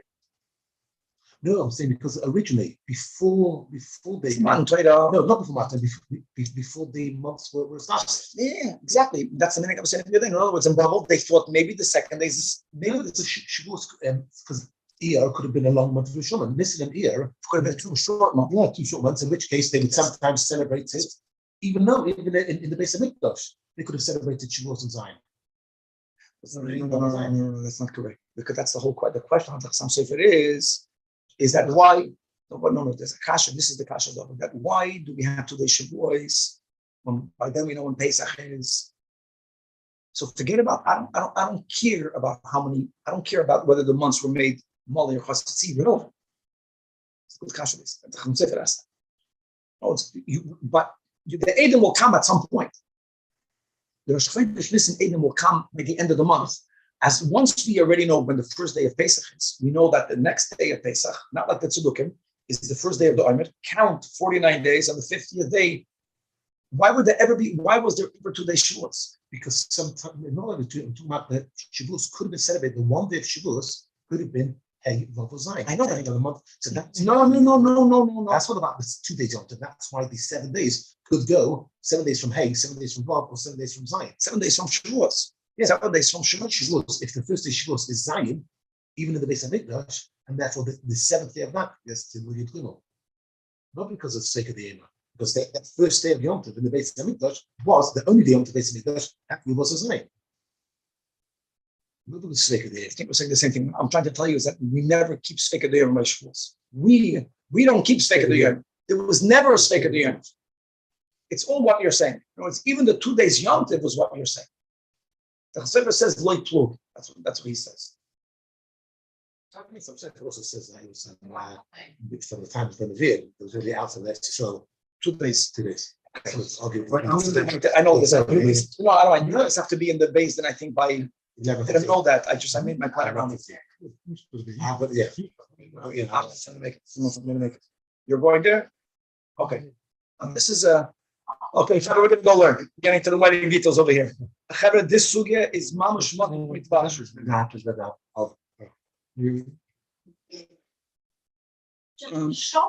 This is my mother in the background over here. Aleichem shalom. Your son. Baruch Hashem.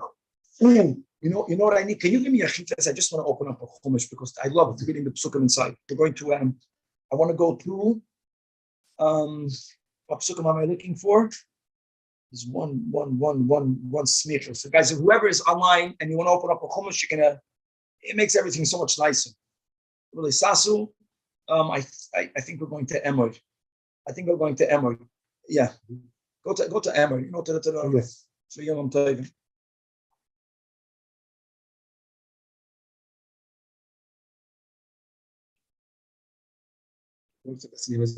Yeah. I'll get over here. Chav Gimel. Yeah, I know. No, Perek Chav Gimel. I'm going to go. Which psukim I'll find the psukim in a second. I'll read it outside, but I hope I'm getting the right page over here. Hey, no, I gave me the right page. I want to see if this is.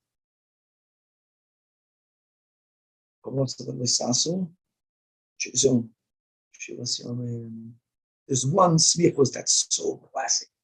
Read it inside. You have shine. I'm not finding it. But we'll go say it. All right. With the help of Hashem, we are learning Chagiga Daf Chai Daf Yudches, and Taka. This will be the highest, the core of the whole Masechta. As we mentioned in the beginning, that Chagiga is so powerful that it has in it basically half Kachin and the other half of Tanis. And Daf Chai, what greater Daf, is where we switch over from one to the other. Now, firstly, we left off on Daf Yud Zayin Amid Beis. We left off at the end of the narrow line, of the last narrow line. It's the middle of the Amid.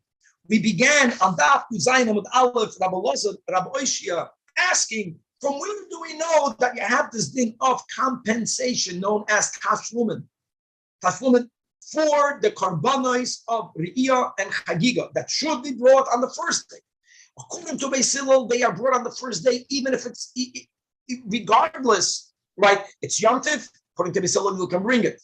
Parenthetically, even according to Beis Hillel, if choice or any first day of Yom Tov falls out on Shabbos Kodesh, then you don't bring the oil, you don't bring the Chagiga.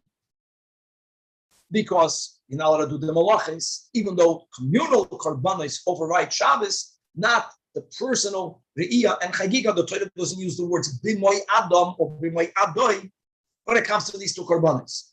But the rule is that when a person did not bring these two sacrifices on the first day of Yom Tov, they can compensate for it by bringing it over the next 7 and Sukkot 8 days. Even though Shavuos is followed by Yemei Choyel, still there is a din of Tashlumin for Shavuos. And the Gemara began on the Amud Aleph. How do we know that? What's the source? And Rabbi Oishir brought this Chag HaMatzos, Chag Shavuos, Chag HaSukkos, and we learn from Chag HaMatzos, where the Torah writes, as we quoted, "V'chagoisim oisa l'Hashem, v'chagoisim oisa Chag l'Hashem shivas yomim," that Chagiga can be brought for all of the 7 days. So we learn Shavuos, we learn it from Chag HaPesach, because of the rule of Tofasta Meyuta in the Tofasta. We're going to have a little bit back and forth trying to refute Rabbi Oishia, but he's going to stand. And then we will have again, like we mentioned yesterday, the last year, we're going to have 2 other sources for this din. Now, what we're going to open up on Daf Yud Ches is something that we spoke about a lot in Moed Katan, but one of the main questioning whether the Isur Melacha on Chalamoid is Doiraisa or the Rabban, even though everyone knows our psukim. Question is, do we view these psukim as a asmachta or not? One of the main sources will be Chagiga Daf Yud Ches, that we're going to read the Rashi inside, we'll read the Rabbeinu Tam, the Tosfos, that they disagree. According to Rashi, the prohibition of working on Chalamoid is an Isur Doiraisa, even though it is unusual that for biblical prohibitions, we have exceptions. And we have the 5 exceptions that we're going to review that we had in Moed Katan, beginning with Davar Ha'aved. But there are other 4, there's a total of 5 heterim why one will be allowed to do work. But Rashi holds, even though it's an Isur Do'iraisa, still Hashem gave a lot of exceptions where one may do work on Chalamoid versus Shitas Tosfos and many other Rishonim, specifically because we don't find by a biblical prohibition to have so many ways out, so many loopholes. You can't do it, but here you could, and there you could, and there you could, and you end up coming today. Again, one of the beautiful things that the takeaway from Moed Katan was to approach Chalamoid the right way. The right way is that even though in our world there are many things that we end up doing, to understand it, we begin, Chalamoid is a mayit. Now, there are certain heterim. That's going to be here, Chagiga Yud Ches. And just to give a few words of intro that we'll review when we begin the Mishnah, we'll see how far we get in, and we're going to learn this until the end of the Masechta. But Chavre, here we go. When we said that in Avodah Zarah, Daf Chaf Amud Beis, Pinchas Ben Yoel, various steps. So there also you have the step of Kachim, and that leads us to the step of Tara, which leads us to Ruach HaKodesh and to Tchias HaMesim. I know I skipped many steps, but there's a big koyach in learning Daf Yud Ches. There are 5 levels of items when it comes to the laws of Tuma and Tara, as we will see. That will be the yisoid of the whole ending of the Masechta. You have chulin, non-consecrated food, that has the lowest standard of Tara. Actually, theoretically, or not only theoretically, one doesn't have to eat chulin b'tara, even though during the times of the second Beis Hamikdash, many people took upon themselves to eat chulin b'tara. Now, many people should know the following, that when you say the word b'tara, I know it's a very nice word, but there are many details to it. Because the people that were more parush in a positive way, and they ate chulin, they ate it b'tara. But then there's something called al-taras truma, or al-taras hakodesh, as we'll explain. There are different levels of tara. So you have chulin, just to get the klolim. One step above it is ma'aser sheni, in which there's more of a need of a person consuming it b'tara. There is an importance of not allowing the ma'aser sheni itself to become tamei, because then one will not be allowed to consume it, and we should ideally be consuming ma'aser sheni in Yerushalayim. The one notch above that is going to be truma. The one notch above that is going to be kachim. And the one notch above it is what we will paskin mechatos, even though there's a machlokes v'shayim, but just to be consistent. In other words, the waters that are already mixed with the ashes, which are going to be used, sprinkled on people that became tamei with corpse tuma on the 3rd and the 7th day, that it's so delicate that it's susceptible to the most minute amount of tum and tara. We will also be reviewing the basic dinim of yodayim arshmiyos l'tuma midrabanan, and the importance of clarifying that there are 3 main reasons, which will divide into 2 groups, as to why our hands, by default, tamei on a rabbinic tuma on the level of a sheni. So let me already speak out over here in the intro to review. We had this last time substantially in Psachim. There's the source of all tuma, which is a corpse. Corpse is called Aliyah Tuma. There is a rule with exceptions. But the rule is that when there is halachic contact between an item, food, a person, with a source of tuma, normally the tuma goes down 1 notch. So we begin with Aliyah Tuma. The 1 notch down is Av Hatuma. Many times, tuma doesn't have to begin with Aliyah voice. There are many items that taka does not begin with Aliyah voice. There are many people by tuma that's yoitz and megufay. We're going to get familiarized with these terms as we go through the surah. We have many dafim of this, but you have a nida, you have a zav, you have a zava, you have a mitzvah. Plus, you have that they have a status of an av. You have a nevela, you have a sheretz. And then again, if there's halachic contact, you have to know what halachic contact means between the source of tumah and something else, not anything else, but something else. Again, you go from Av to Rishon, or same from Av to Vlad. The words are more symmetric. Father to Vlad. Now, the word Vlad, the child of Tumah, is a very generic word. The word Vlad Hatuma can go to Rishon, Sheni, Shlishi, Levi, Chamish. But when we want to get into details, so it goes from Av to Rishon.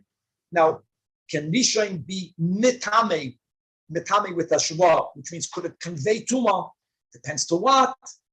Rishon, biblically, cannot convey Tumah, not to people, not to utensils. It could convey Tumah to food and drink.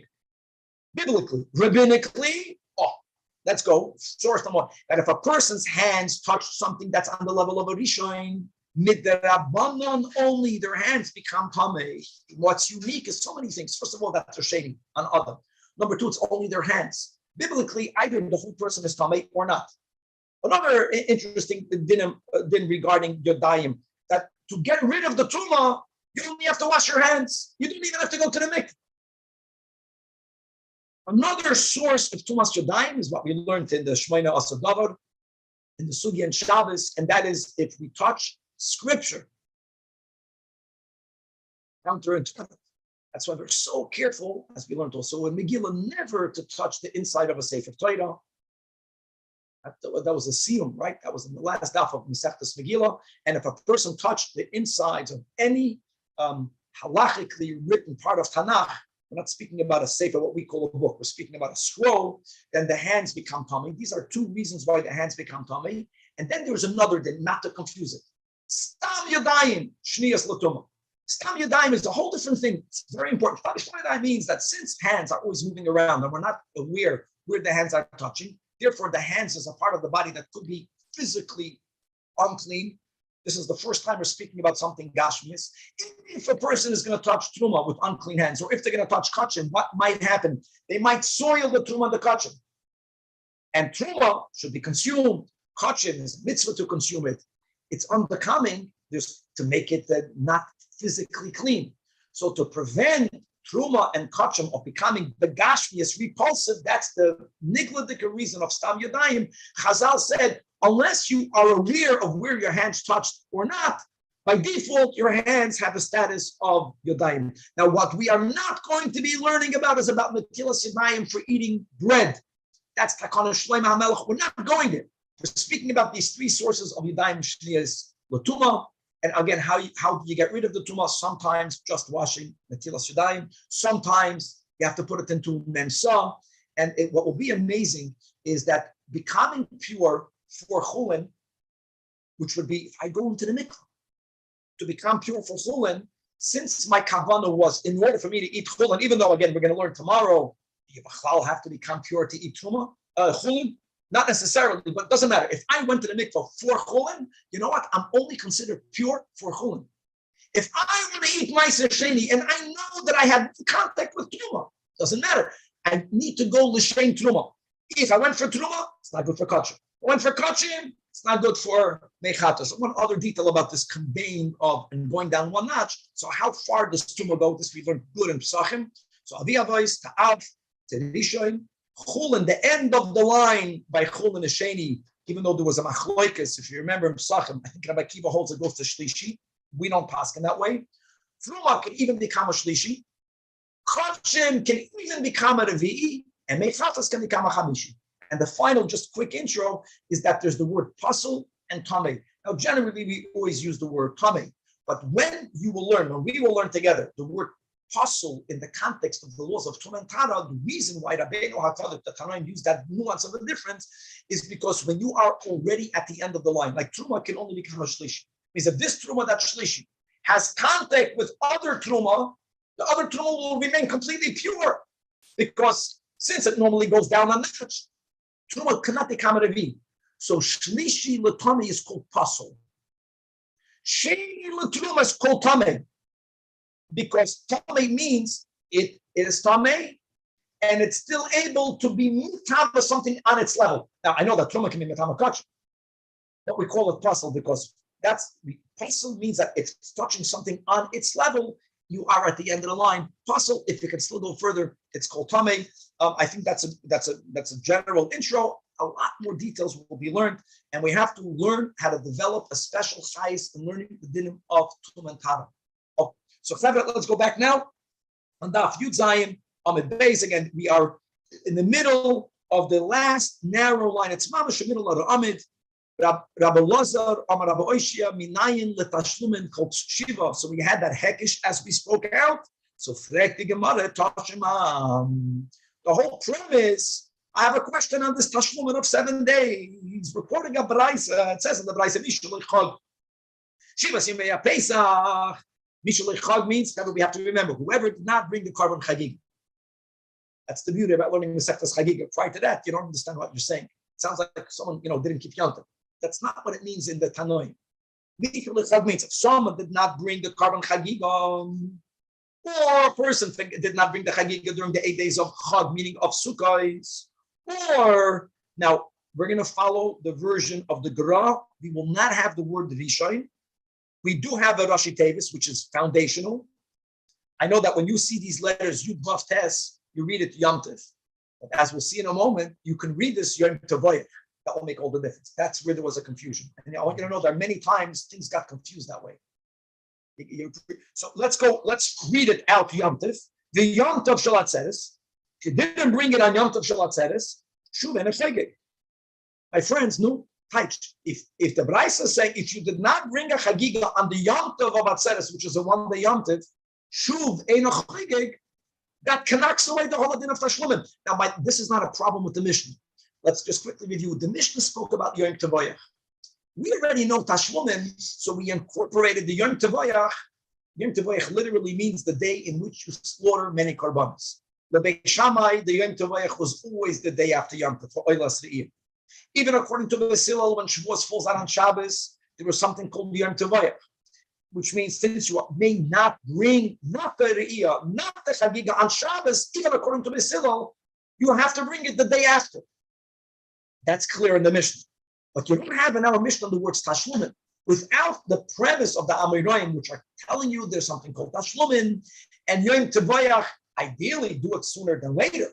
But if you didn't do it on Sunday, you can do it on Monday. You have the whole 6 days after Shavuos. The Gemara is saying, no, maybe not. It says in the Brayse that if you didn't bring it on the first day on Yom Tiv,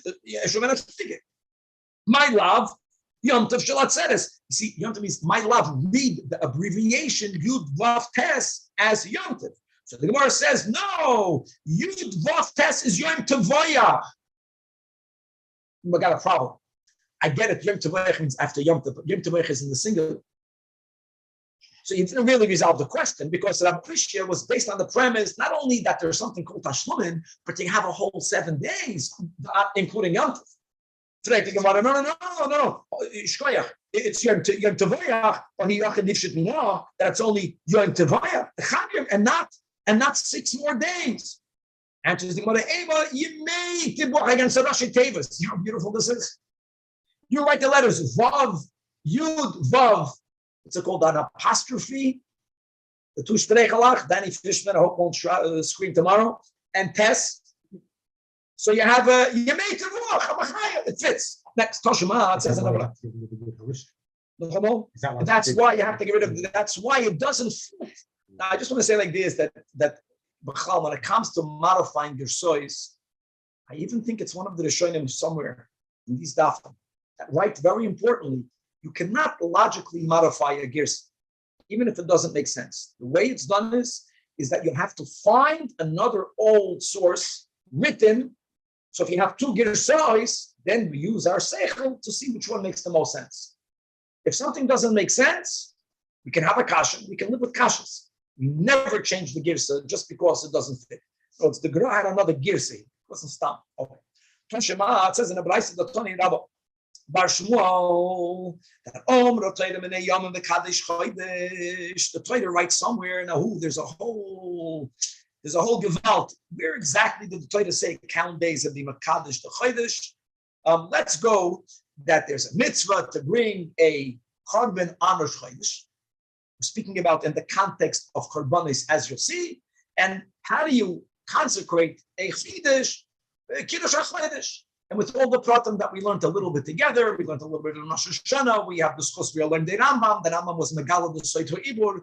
No, that aside of us, we don't go look with Rabbeinu Hanan. We paskin that the main way of establishing a calendar is through witnesses that testify the moon, but there was a mitzvah. On the base, then they should be familiar with the real movements of the heavenly bodies. And like we learned all the pratim, that's Chavtes, Yomim, and Yud Bei Shois, and Tas Chag, Chalakim. We have to know that.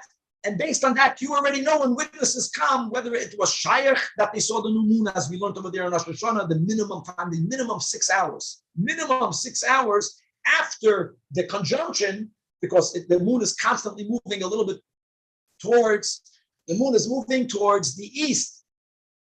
And it's moving away from the sun every day. It's moving away from the sun 12 degrees, because the sun is moving 1 degree, the moon is moving 13 degrees, be'erach, from west to east, not from east to west.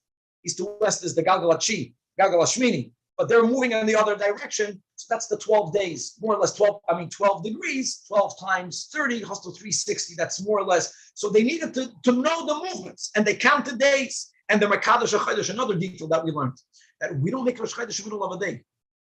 We don't make Rosh Chodesh in the middle of a day, because since a month is comprised of days, so Rosh Chodesh has to be one unit that is used for the count. So Minei Yamim similarly count days and be Mekadesh Atzeres. What is counting days? The Torah says Tisbru Chamishim Yoim. Oh, Zot Braisa, Zot Rabba Bar Shmuel, Ma Chodesh Lemenu Yav. How long is Rosh Chodesh? It is the unit, which is the day that is used to make it. If you can please take that off, that would be very helpful. What does that mean? Means that Shavuos is 1 day. It's a 50-day yontif. So if we just pull it out, it resolves everything. So we have a problem now. Yeah, Zayda. What's the problem is that if Shavuos is 1 day, so where do we get that shlomin from? This is 1 day. My love, Gamar Mechodesh, Ma Chodesh Yom Echad, Afatzeres is only Yom Echad. Now, we know that Atzeres is Yom Echad. The point is that there is nothing from Yom Tov, nothing that goes beyond 1 day. Answers Rava, Amar Rava, I love your Braisa. But your Braisa not only is not a kasha, your Braisa is my proof. The Tizbira, is this logical? Is this logical to bring the Braisa of Rabbi Bar Shmuel as a question? Oh, only do we only count days? Did the Torah only write Tisbru Chamishim Yoim? Shvuah Eloi Manenu, do we not count weeks? No, it's not true. The Torah writes count weeks. Not only that, the Ha'amar Abayim mitzvah l'min yoim, as it says, and this is a pasuk in Emor Tisbru Chamishim Yoim, and also there's a mitzvah to count weeks, as it says in this pasuk in Ein Shiva Shavuos Tisbru Allah. And as we spoke out, the big sheet of the briskers, they hold that now. We follow the Bahag, right? If you miss a day, a full 24 hours, you don't make a bracha. He held the griz. I think the brisker Rav held that if you didn't miss a full week, you don't make a bracha when it comes to the days, but you make a bracha when it comes to the weeks. And it could be Bisman Shabbos Hamikdash Chaim that you would make 2 brachas. It's a separate mitzvah. So just like the unit of Shavuos is based on a week, fits. So there has to be some din in Shavuos that's connected to a week. And not only you have this and that, but from these two, which one is considered more important? Void, it's called Chag Shavuos. Now we know that Shavuos also means Shin for the Shavuos, the base for the Bikurim, right? Ein for that says, the top for Torah. You have all these nice Ramazim, but Shavuos made Avach. In Hasidus, the double oath, we swore to be loyal to God, that's well. But Shavuos means the fact that it's called the holiday of weeks, it means that we emphasize the week part of the counting. Week meaning not Shvach, not W-E-A-K, W-E-E-K. Oh, I know English, there's a knacker. Here we go. So the kid said, that's the answer of Rabbi Oish, it's all back to the hedge. Now, source number 2. Further, we are on Yud Zayin Amud Bey, 6 lines from the bottom. The Bey Rabbi Eliezer ben Yaakov Tanem. The Kavanaki, he says that Markram. You have to appreciate this. We're gonna, if you have a Parshas Emor, right? That Perek Chav Gimel, right? What we read on Yom Tov. If you're going to go to Psukim, Chav Aleph and Chav Beis that are juxtaposed one to the other, Pasik Chav Aleph, Ukirasem, Be'etzem Ayem Alzenik HaKodesh Yelachem. We're speaking about Shavuos. And interestingly, what does the Torah write? I know that this is generally the parsha of Yom Tovim, but the Torah in the next passage speaks about the mitzvah of pay. That when you reap your fields, I didn't quote it,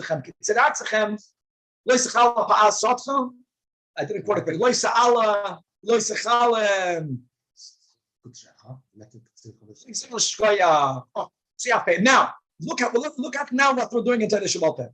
We're simply juxtaposing the words of kurasim.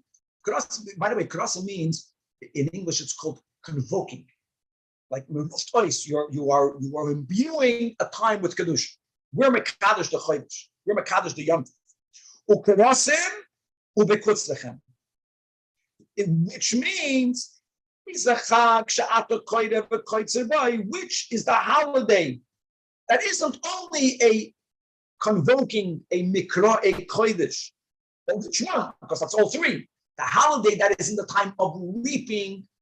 Reaping is done Shavuos. That's the rule. That's why Bikurim is brought from Shavuos.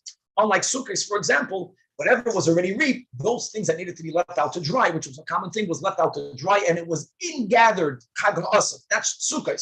But the Chag HaKotzir, the Kotzir boy, when is there a Chag?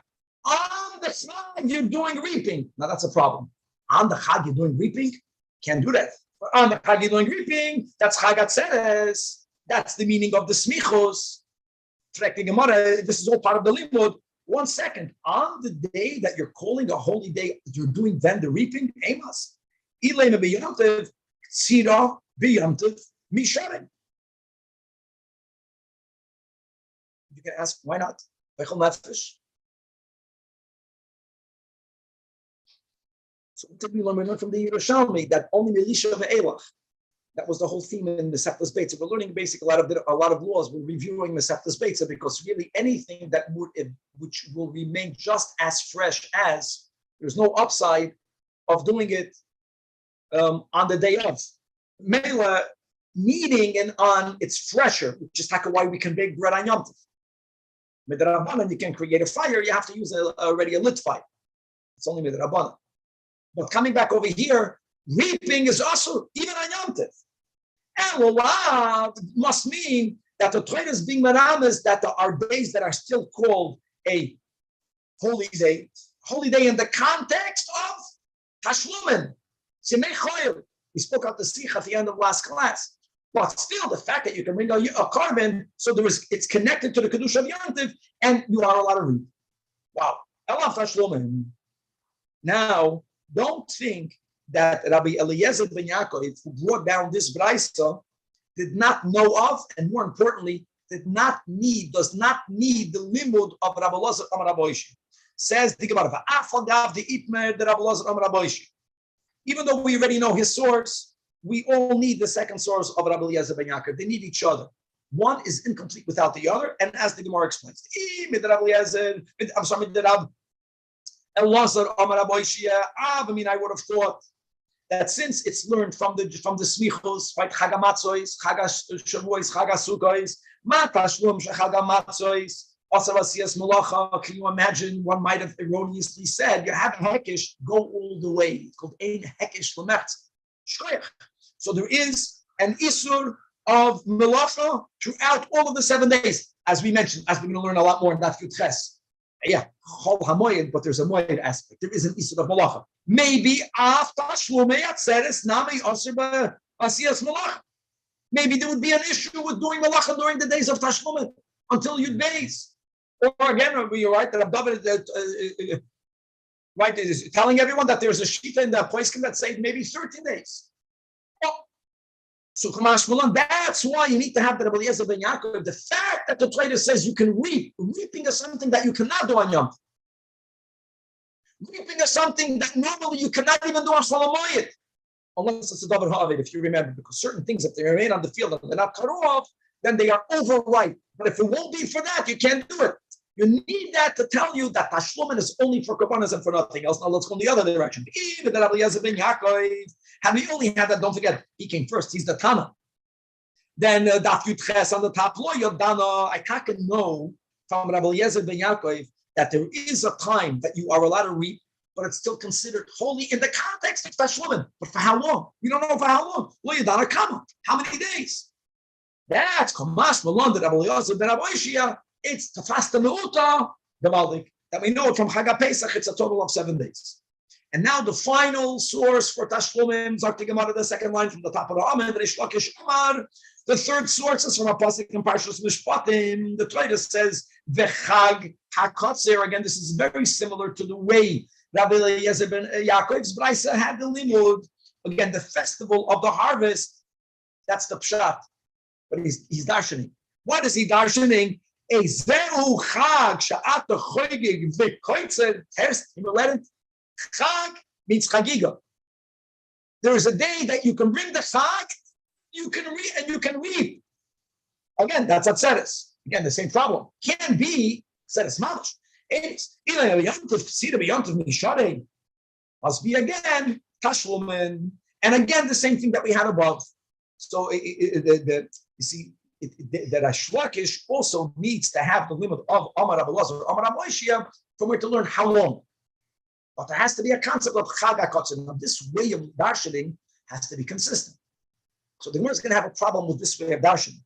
Amar Rabbi Yechanan or Amar Lei Rabbi Yechanan to his brother-in-law. Elam Ha'ata, if you are teaching Chag HaKotzer, not only the Pshat, the festival of the harvest, but you're teaching it. It's the day where you bring the Chag and that you are allowed to do Kotzer. Elamato, when it says regarding Sukkah, is Chag HaAsif. The word Asif means the festival of the ingathering of the crops. Now we got a problem. Exeu Chag Sheish B'Yasifam. Which holiday is the holiday at the time of the ingathering? That we know that's the holiday of Sukkot. And if we're teaching, if we are interpreting that there is a day in which you can bring the Chagiga, you can gather the produce, that doesn't fit. Emas, Ilaim B'Yontif, can be. Malacha B'Yontif Misharim. How can you do a Malacha on Yontif? My friends knew what's Ktsira I get. We learned the Mishnah in Shabbos and Gimel. What's the Isur of gathering? Ma'amir. I just want you to, it's good to review this. The Isur of gathering produce is a very limited Isur. It's only the Makan Gedulai. Ein Ma'amir, Ach Ma'amir. Means if you have on your Shabbos table a bowl of apples and they spill out, you can gather them in. But in the field, in the place where you harvested it, in the place where it was never gathered before, there's an issue of ma'amar, midayrai, one of the lamates. Oh. So it must mean ela b'chayla shomayed. So you want to answer chayla shomayed, which would answer, but it's not a good answer. Why not? Because chayla shomayed misharik. Who told you? Who told you that you can do it on chalamayed? Here is where we will unpackage with greater detail. The approach, Chayil Shomayid, is a lot more moyed than Chayil. And whatever is not allowed on Yontif is not allowed in Chalamayid unless you find the heter. And without the heter, then you can't do the gathering even on Chalamayid.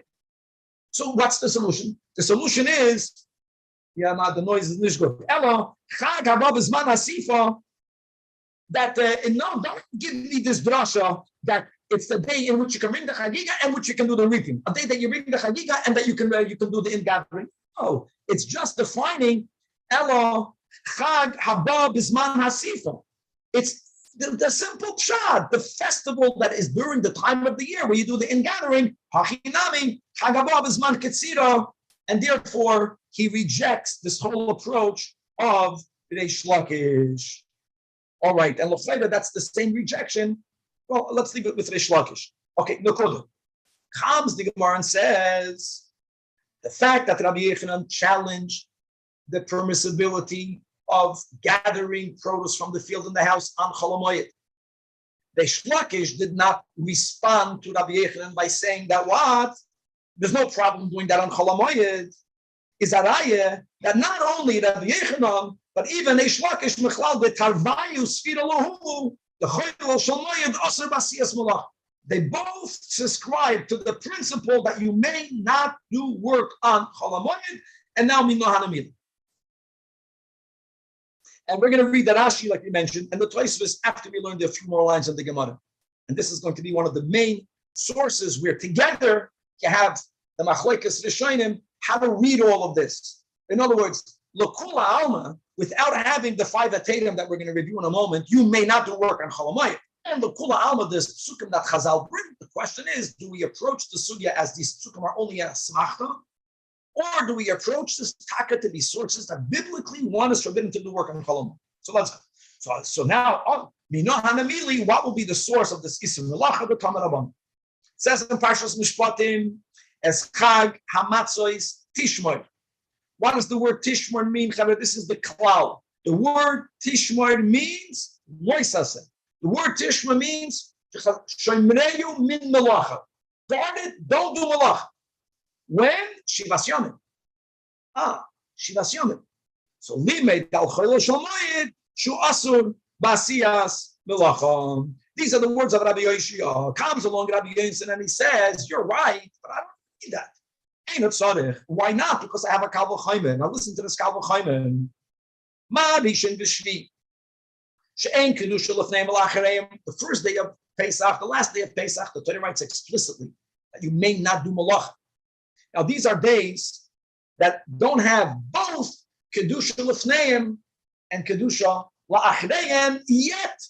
Also Basiyas Malacha, Chol HaMoyed, which is sandwiched in between. You like this logic. The first and the seventh day, Sheyesh Kedusha L'Fneim Achareim is Einoi Din Sheyehi also Basiyas Malacha. Avade, you can't do Malach. What's the clash on this logic? If that's the logic, then you should never be allowed to work. Because why not call a weekday Cholamayit Shabbos?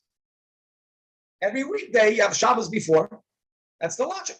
So they want to know, Sheishis Mei Bereshis Rechichu, Sheyesh Kedusha L'Fneim, and Achareim, Umotarem Basiyas Malacha. Now I just want to make a quick ha'arem, and this fits Al Ti Kabbalah that Rebbe always quoted the Zohar that Shabbos, the name is Baruch Kulu Yom.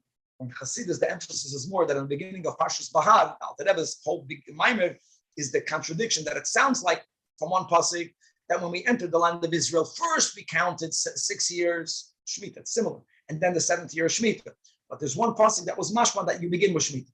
Same as if you lost, you could use count of days. Okay, so is it in the Tanoim? What do you do if you completely lost your notion of time? What comes first, Shabbos or the weekday? And we have both as emes. So in Olam Hazeh Gashmi, what came first? It came the 6 days, and then came Shabbos. But there was an Indian that prior to the 6 days of creation came a Shabbos, and that fits because the Gemara is not just speaking about any weekday. Sheishis Yimei Bereshis. I know that you can get out of it by saying Sheishis Yimei Bereshis to the weekdays, but no, even the 6 days of creation has kedusha before and has kedusha after. And also going back to the previous page, when we spoke about the Ein Darshan and Ein Darshan. So we spoke about this, a yesh and an ayin be'emsa. So there's Shabbos, and then there's a vachadik in between. So why don't we say, Elamah, we don't have this logic. So the Gemara says, no. The reason why during the 6 days of the week, right, there's no isur of asiyas malacha, is not because how will you make a living, not because of that. It's because you see from the Torah that you don't bring a carbon musaf. Yes, we're carbon musaf. Now, what's very important to get the flow of the Gemara, why we'll leave for another time. But what the Gemara is saying is that we change the din. We're not putting 2 steps together. If we have both steps together, then the next question won't make sense.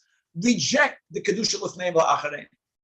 Rabbi Yonasan is saying, I don't even need to have the pasuk that you quoted from Mishpatim as Chag HaMatzos Tishmor Shivas Yomim, because since there's the bringing of a carbon musaf or karbonos musafim during Chol HaMoed, that's why it makes sense if there's musaf, it should be also in Allah.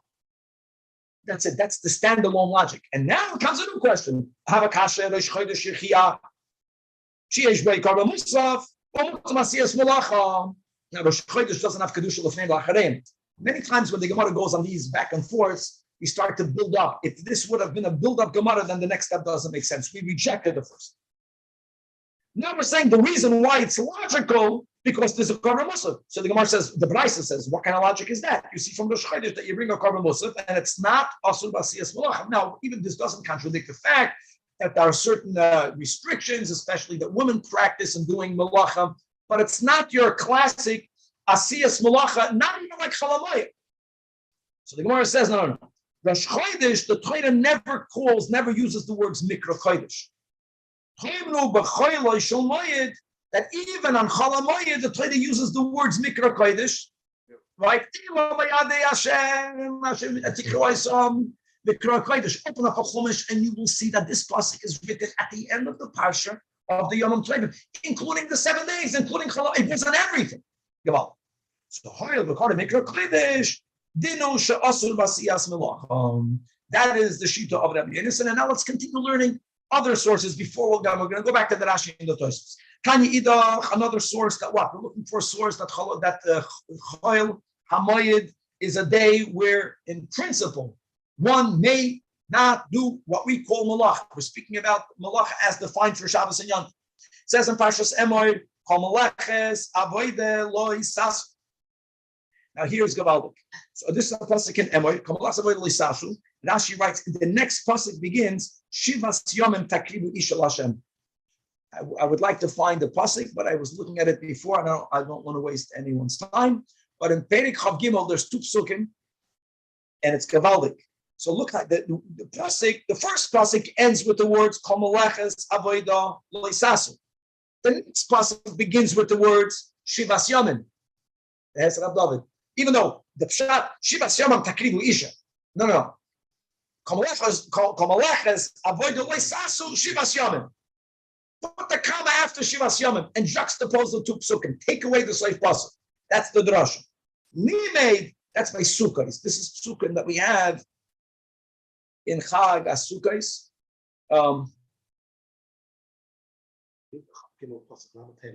Thank you. So,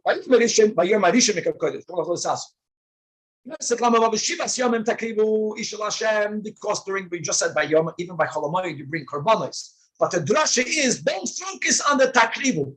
Just read the words, that's the end of Pasuk Lamed, and just read the beginning of Pasuk Lamed. Which means, from here we learn that even on Cholamoyed, the comes along Rabbi Akiva and says, again, I agree, but I don't need that. I have something even better. This is similar to what we had above. Right? That's the Mikra Kodesh. So in other words, the fact, it's from the Vav of the Begoyim. The fact that it's called Mikra Kodesh, a convoking of holiness, that is the source that there's an Isra of Asiyas Malach. Now, what is this Mikra Kodesh of the Pasuk Elam Adei Hashem? If it's only referring to the first day, no. It already says regarding the first day of Yom Tov Shabbosan, which means refrain, rest from doing work. If it's only speaking about the 7th day, or first and 7th, by the 7th it also says Shabbosan. What's the additional Mikra Kodesh?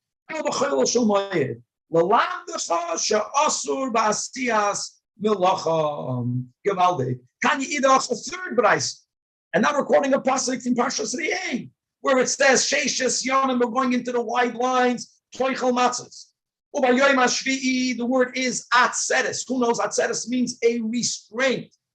Atzeres Hashem. What does that mean? It means don't do work, restraint from doing work. And here comes again a drasha. The drasha is don't only restrain on the 7th day. The pasuk puts together the 6th day and the 7th day in the same verse to learn one from the other.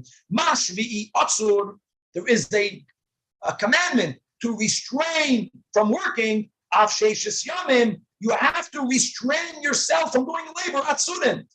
Second line, why don't we say ima shvi atzur b'chol malacha? So say af sheishes yamim atzur b'chol malacha. It should have to be a bona fide, full-fledged yontiv. That's why the Torah does separate the 6th from the 7th. Talmud Leimer, the 3rd line, by yom shvi atzeres, hashvi atzur b'chol malacha.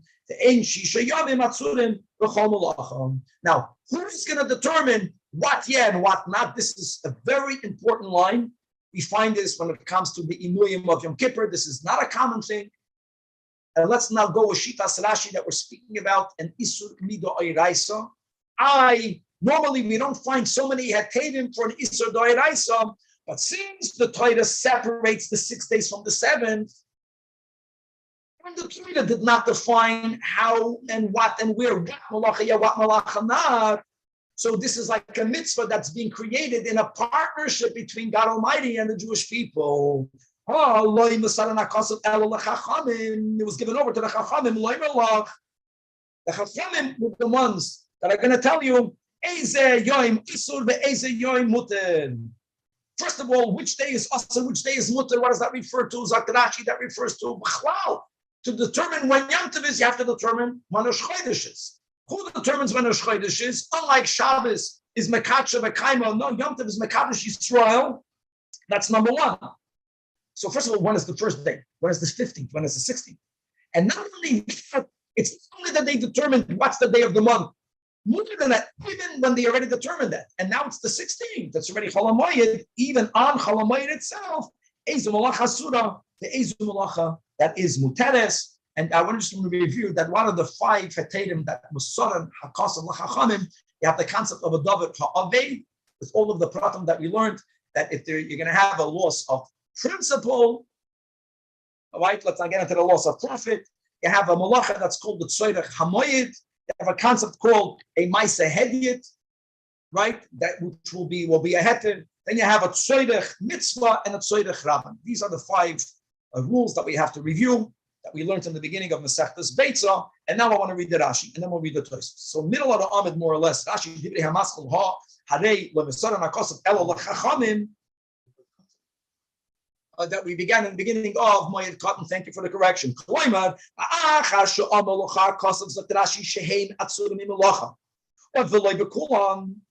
On one hand, there's a smichus. On the other hand, the Torah separates the 6 days from the 7th day.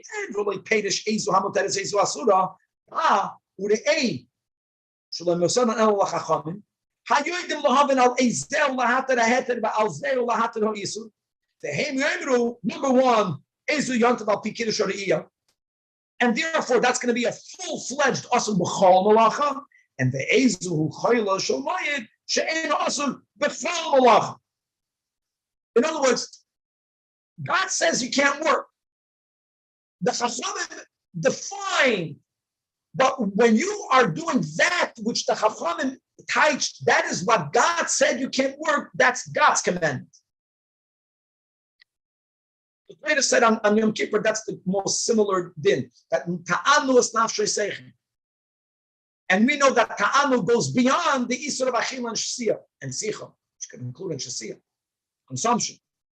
And when the Chachamim define the other inuyim, it's not a din d'Rabbanan. They are defining the meaning of the word in the Torah of ta'anu is nafshay seichem. The things that we may not do on Chol HaMoed is a Isur Be'oraisa, holds Rashi and many with him. Now the Tosfos, the big Tosfos, Chayil Shel Moed, Asur Yes Malacha, right? L'chira Mashmam, just read in the beginning of the Tosfos, right? The second Tosfos in the Amid, that the Malacha mitasra ba midayis, and because of Rabbeinu Tam, but then came David Ha'avei, the Kama Malachas, the Shirin and Hassan Hechem Ishtaru. How is it permitted? How is it permitted? And I'm going to scoot down, and therefore, mashma. I know I'm jumping in the middle of the places. And all of these psukim are called an asmachta. And the huge nafkaminas goes without saying between following the approach of the Rishonim like Rashi versus those who hold like Tosfos, beginning with they have a suffix. Let's begin with that. There's a rule. Suffix Daraisa L'chumra, whether it's Midrash L'chumra, Rashba, whether it's Midrabanan L'chumra, but L'chumra, suffix Midrabanan is L'kula, V'chule. Okay, come back inside the Gemara.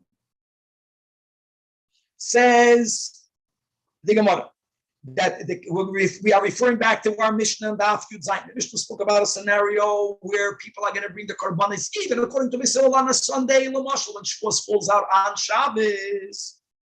And yes, there is this unique din. We're going to use the words of Tosfos Rid and the other Rishonim that introduced the concept of Isur Chag. Ad Hayoim, there are dinim regarding Isur Chag. However, in this case, again, when Shavuos falls out on Shabbos, we allow Umotorim Behespei V'Tainis. We are allowed to eulogize. We are allowed to fast on Isur Chag Not to give any substance to those who say that Shavuos will always be Achar Shabbos on Sunday, because if you will always only bring the Omer in Mechras Shabbos, wrongfully touching it on Sunday, the day of the 16th will be the day of Shavuos. It's always going to be the same day of the week. Says the Gemara, Ver Hotanya, have a catch on it. My said happened. Umeis Alexa, has to Alts. Alts is in the Gemara. Alexa died. The death of Alexa begins in Lud. No way, only kosher phones. The Nicholas will call Yisrael, the Soif die, and all the Yidden came to eulogize him. But the Lahinicham Rabbi Tarfin, why? Because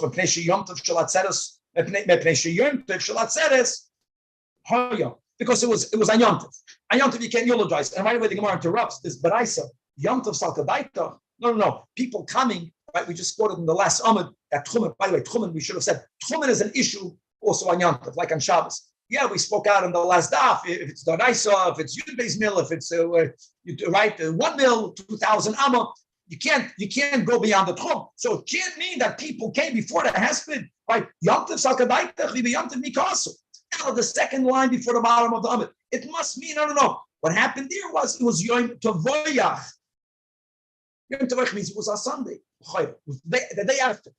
The day after. And here you see that you can eulogize, answers the Gemara like Kasha. And you cannot eulogize like Kasha, no, very important. Kan meaning the Braisa. And that wasn't on Shabbos. The Yom Tov Shechaliyah is Achar Shabbos, any other day. The day after was not Sunday. Yeah, Mochitzi Libon Shal Sadukim is not relevant.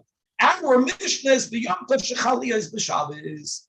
Again, here we have this concept, like we said, on Isru Chag. I just want to share a beautiful part of the Rebbe that, in the context of that, why is it that the Torah recorded the event of Sinai in Yisroi and in Mishpat? Side of the separation, that Ramban noch says, Gavaldik, that all of the mitzvahs recorded in the Torah, noch in Parshas Yisroi, from Shvi and on, a few dinim, and all of Parshas Mishpatim is an elaboration of the Aseret Hadinos. And the Ramban that doesn't subscribe as liberal as Rashi does, that ain't Torah, he has a whole different shita about the whole record of Yisroi and Mishpatim. But let's go home, Rashi, we learn Chitas. Why did the Mishpatim was given later? Mishpatim was given later. So why did we say, and why did we, and then we go back to Maimed Har Sinai. The Nakuda that Rebbe gives is that by Maimed Har Sinai there were two parties involved. There was the Noisen HaTorah, Hashem, and then there were the Makabli HaTorah, the Jewish people. And each party had their own experience. Kel Deos, Havaya, the greatness of God is that God understands our perspective. And when we have to be godlike, we have to do our best to understand the other's perspective. In other words, Hashem recorded his experience of Sinai, that's Yisrael. And then there is the experience that we had, Parshas Mishpatim. Maybe the concept of just Isru Chag, and especially as it relates to Shavuos, the day after, because there is celebrating Matan Torah, and then we want to celebrate our experience, how we need time. Especially the chutzlah, it takes time.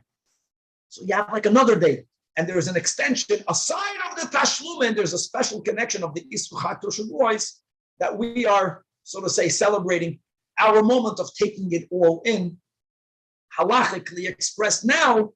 Not saying tachnun. We don't say tachnun until Yud Beis Va'ad B'chlal, but there's other special dinim. Let's go about eating extra food. That's always a good one.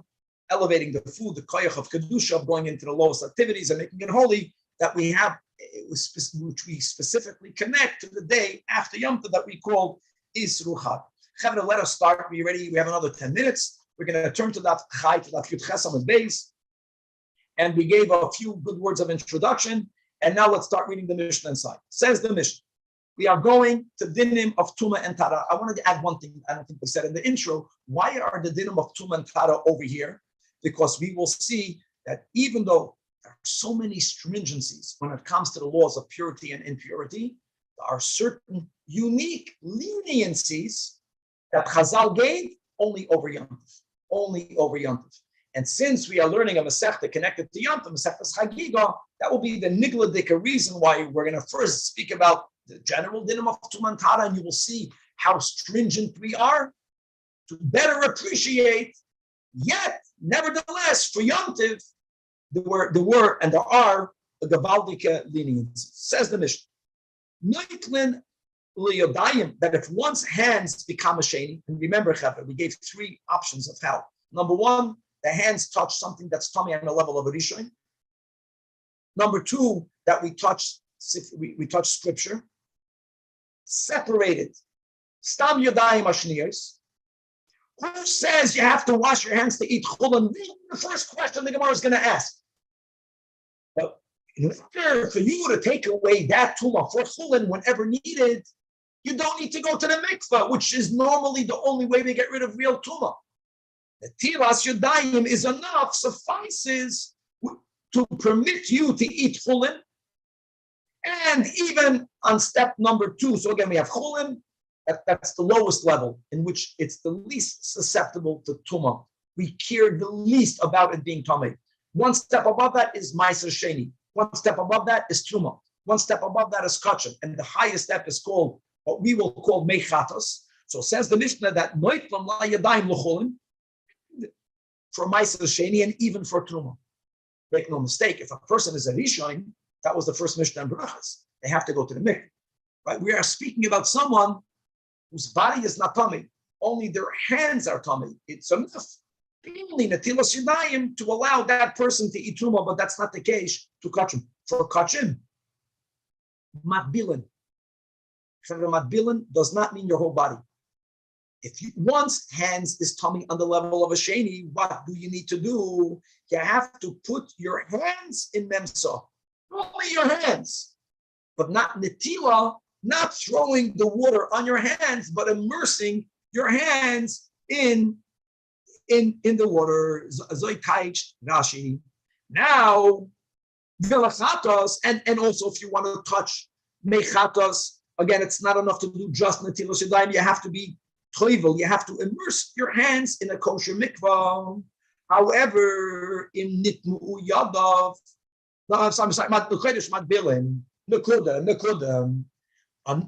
another din, when it comes to the chatos, we go even more from it. What's the additional chumrah for mechatos? We're teaching chatos throughout. If you want to have contact with mechatos, that if one's hands became tummy, the whole body becomes tummy. But appreciate the words of the Mishnah. In nitmu yadav, and like we mentioned, there's 3 sources for tumas yadayim: touching a rishon, touching sfarim, stam yadayim. The Mishnah is emphasizing that for source number 3, stam yadayim, even for mechatos, we don't say nitma gufay. When do we say that for mechatos? Forget about netilas yadayim, not even tfilas yadayim, your whole body. If your hands became tummy, touch tradition, that's worse. You touch scripture, that's worse. Stam yadayim means you don't know. Stam yadayim, like we also said, it's not about tuma. It's about not making kachim and truma repugnant from something impure. That's lesser of a problem. And for that, you don't have to go. We don't say your whole body is tummy. Okay, that was number 1. Let's go to number 2. There's number 2 and number 3. Number 2, so that our Mishnah, when a person is tummy, on whichever level, for which they're going to the mikveh, it didn't go stam. They had in mind for what? So if a person goes to the mikveh, having in mind, I'm doing it in order to eat chulin, even though be'em is chulin, you can eat betuma, but many people took upon themselves the chumrah of eating chulin only betara. So good for you, eat the chulin betara. But who's like only lechulin? If you want to eat ma'aser sheni, and you know that after you went to the mikveh, you did not become tummy again, doesn't matter. The original tumah was never removed as far as ma'aser sheni is concerned. Sit with that concept. You go from one step to a higher step, you have the same concept. And for sure for chulin, but also the truma. And for that which is underneath it, but not for kodesh. In andere Werte concludes the Mishnah, the other way around is fine, right? But not lekal is not for the chamur. If someone went to the mikveh with no intention at all, says the Mishnah, it's not even good for chulin. How important kavana is. Din number 3 of the Mishnah. Guys, we're going to come back to all this. We're going to unpackage it. We have a lot of time for this. We have to become warmed up with the concepts. Number 3. First of all, there's a unique tumah called tumas midras, like we mentioned in our intro. Normally, when tumah is conveyed from a source to its recipient, it goes down a notch.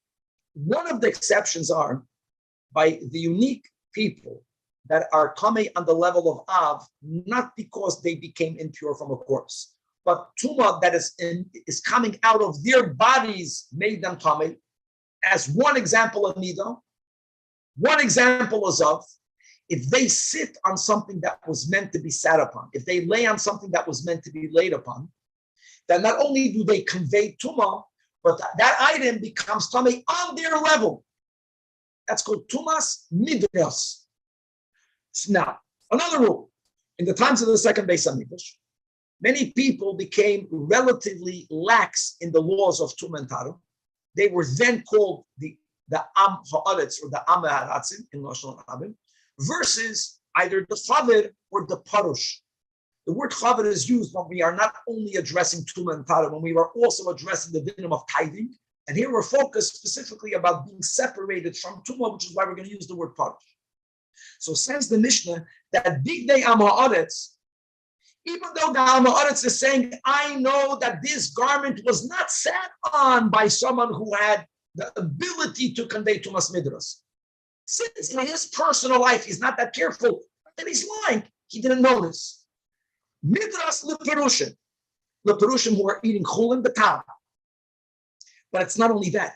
Even people that are perushim, but if they're not kohanim, which means they never eat truma. So just like we said before in the din number 20, you go to the mikvah for one, it's not for the greater. Even big day perushim is still midras loichei truma. Wow. Big day oichel truma. And they're telling you, no, it's not midras. You want to eat kosher? It's by default, rabbinically, imagine, considered an av. That's very powerful. Big day kodesh, midras lachatos. And as 2 examples, Yosi ben Yoyezer, who we just had in the Mishnah of the Zugais, he wasn't just a kohen, but we call him the chassid of the kahuna. Yet, v'hoya mitpachtoi midras lakodesh. Don't forget, he's a kohen. Now, I know that kohanim sometimes ate kosher, but let's not forget, a kohen really worked in the base. Base av twice a year, and Yom Tov means that he was normally careful to eat truma wherever he lived, and even his kerchief. I love this kerchief. I remember again my kerchief traumas. So the kerchief is used for many things. A kerchief was also meant to be sat upon. It's meant to blow your nose. It's meant to clean up it. And it's also meant that if you need a pillow cover, you have a pillow cover. That's why it's included in Tumas Midras. So it was considered Midras for people who are eating kosher. Yossi ben Yoezer, can you imagine? The leaders of the Jewish people. He was called the Chassid of Kahuna. That's the rule. Since he was only aware of, cognitive of, I got to make sure that I remain for Truma, for Kachin, his kerchief has Truma. And likewise, Yochanan ben Gada, he didn't just eat chulin b'tara, but let's get the words. He would eat chulin on the standard of Kachin. He was really more careful. So you would think, wow, he ate chulin al taras hakodesh, his kerchief. For people that I want to prepare the mechatas, you touch this kerchief, you're out. You're a rishon. You have to go to the mikveh until the night. So tomorrow, God willing, we will take up from the beginning of the Gemara towards the end of Perek Sheni, to be continued. I know that. I'm saying to you. That's why I want to speak to my mother a little bit. But Yossi, tell Yossi I love him, but it didn't work out. No. He doesn't need me there. I have been for 2 years. Are you finishing your 7-year cycle? Did you see out the We really started my cotton, but what happened is that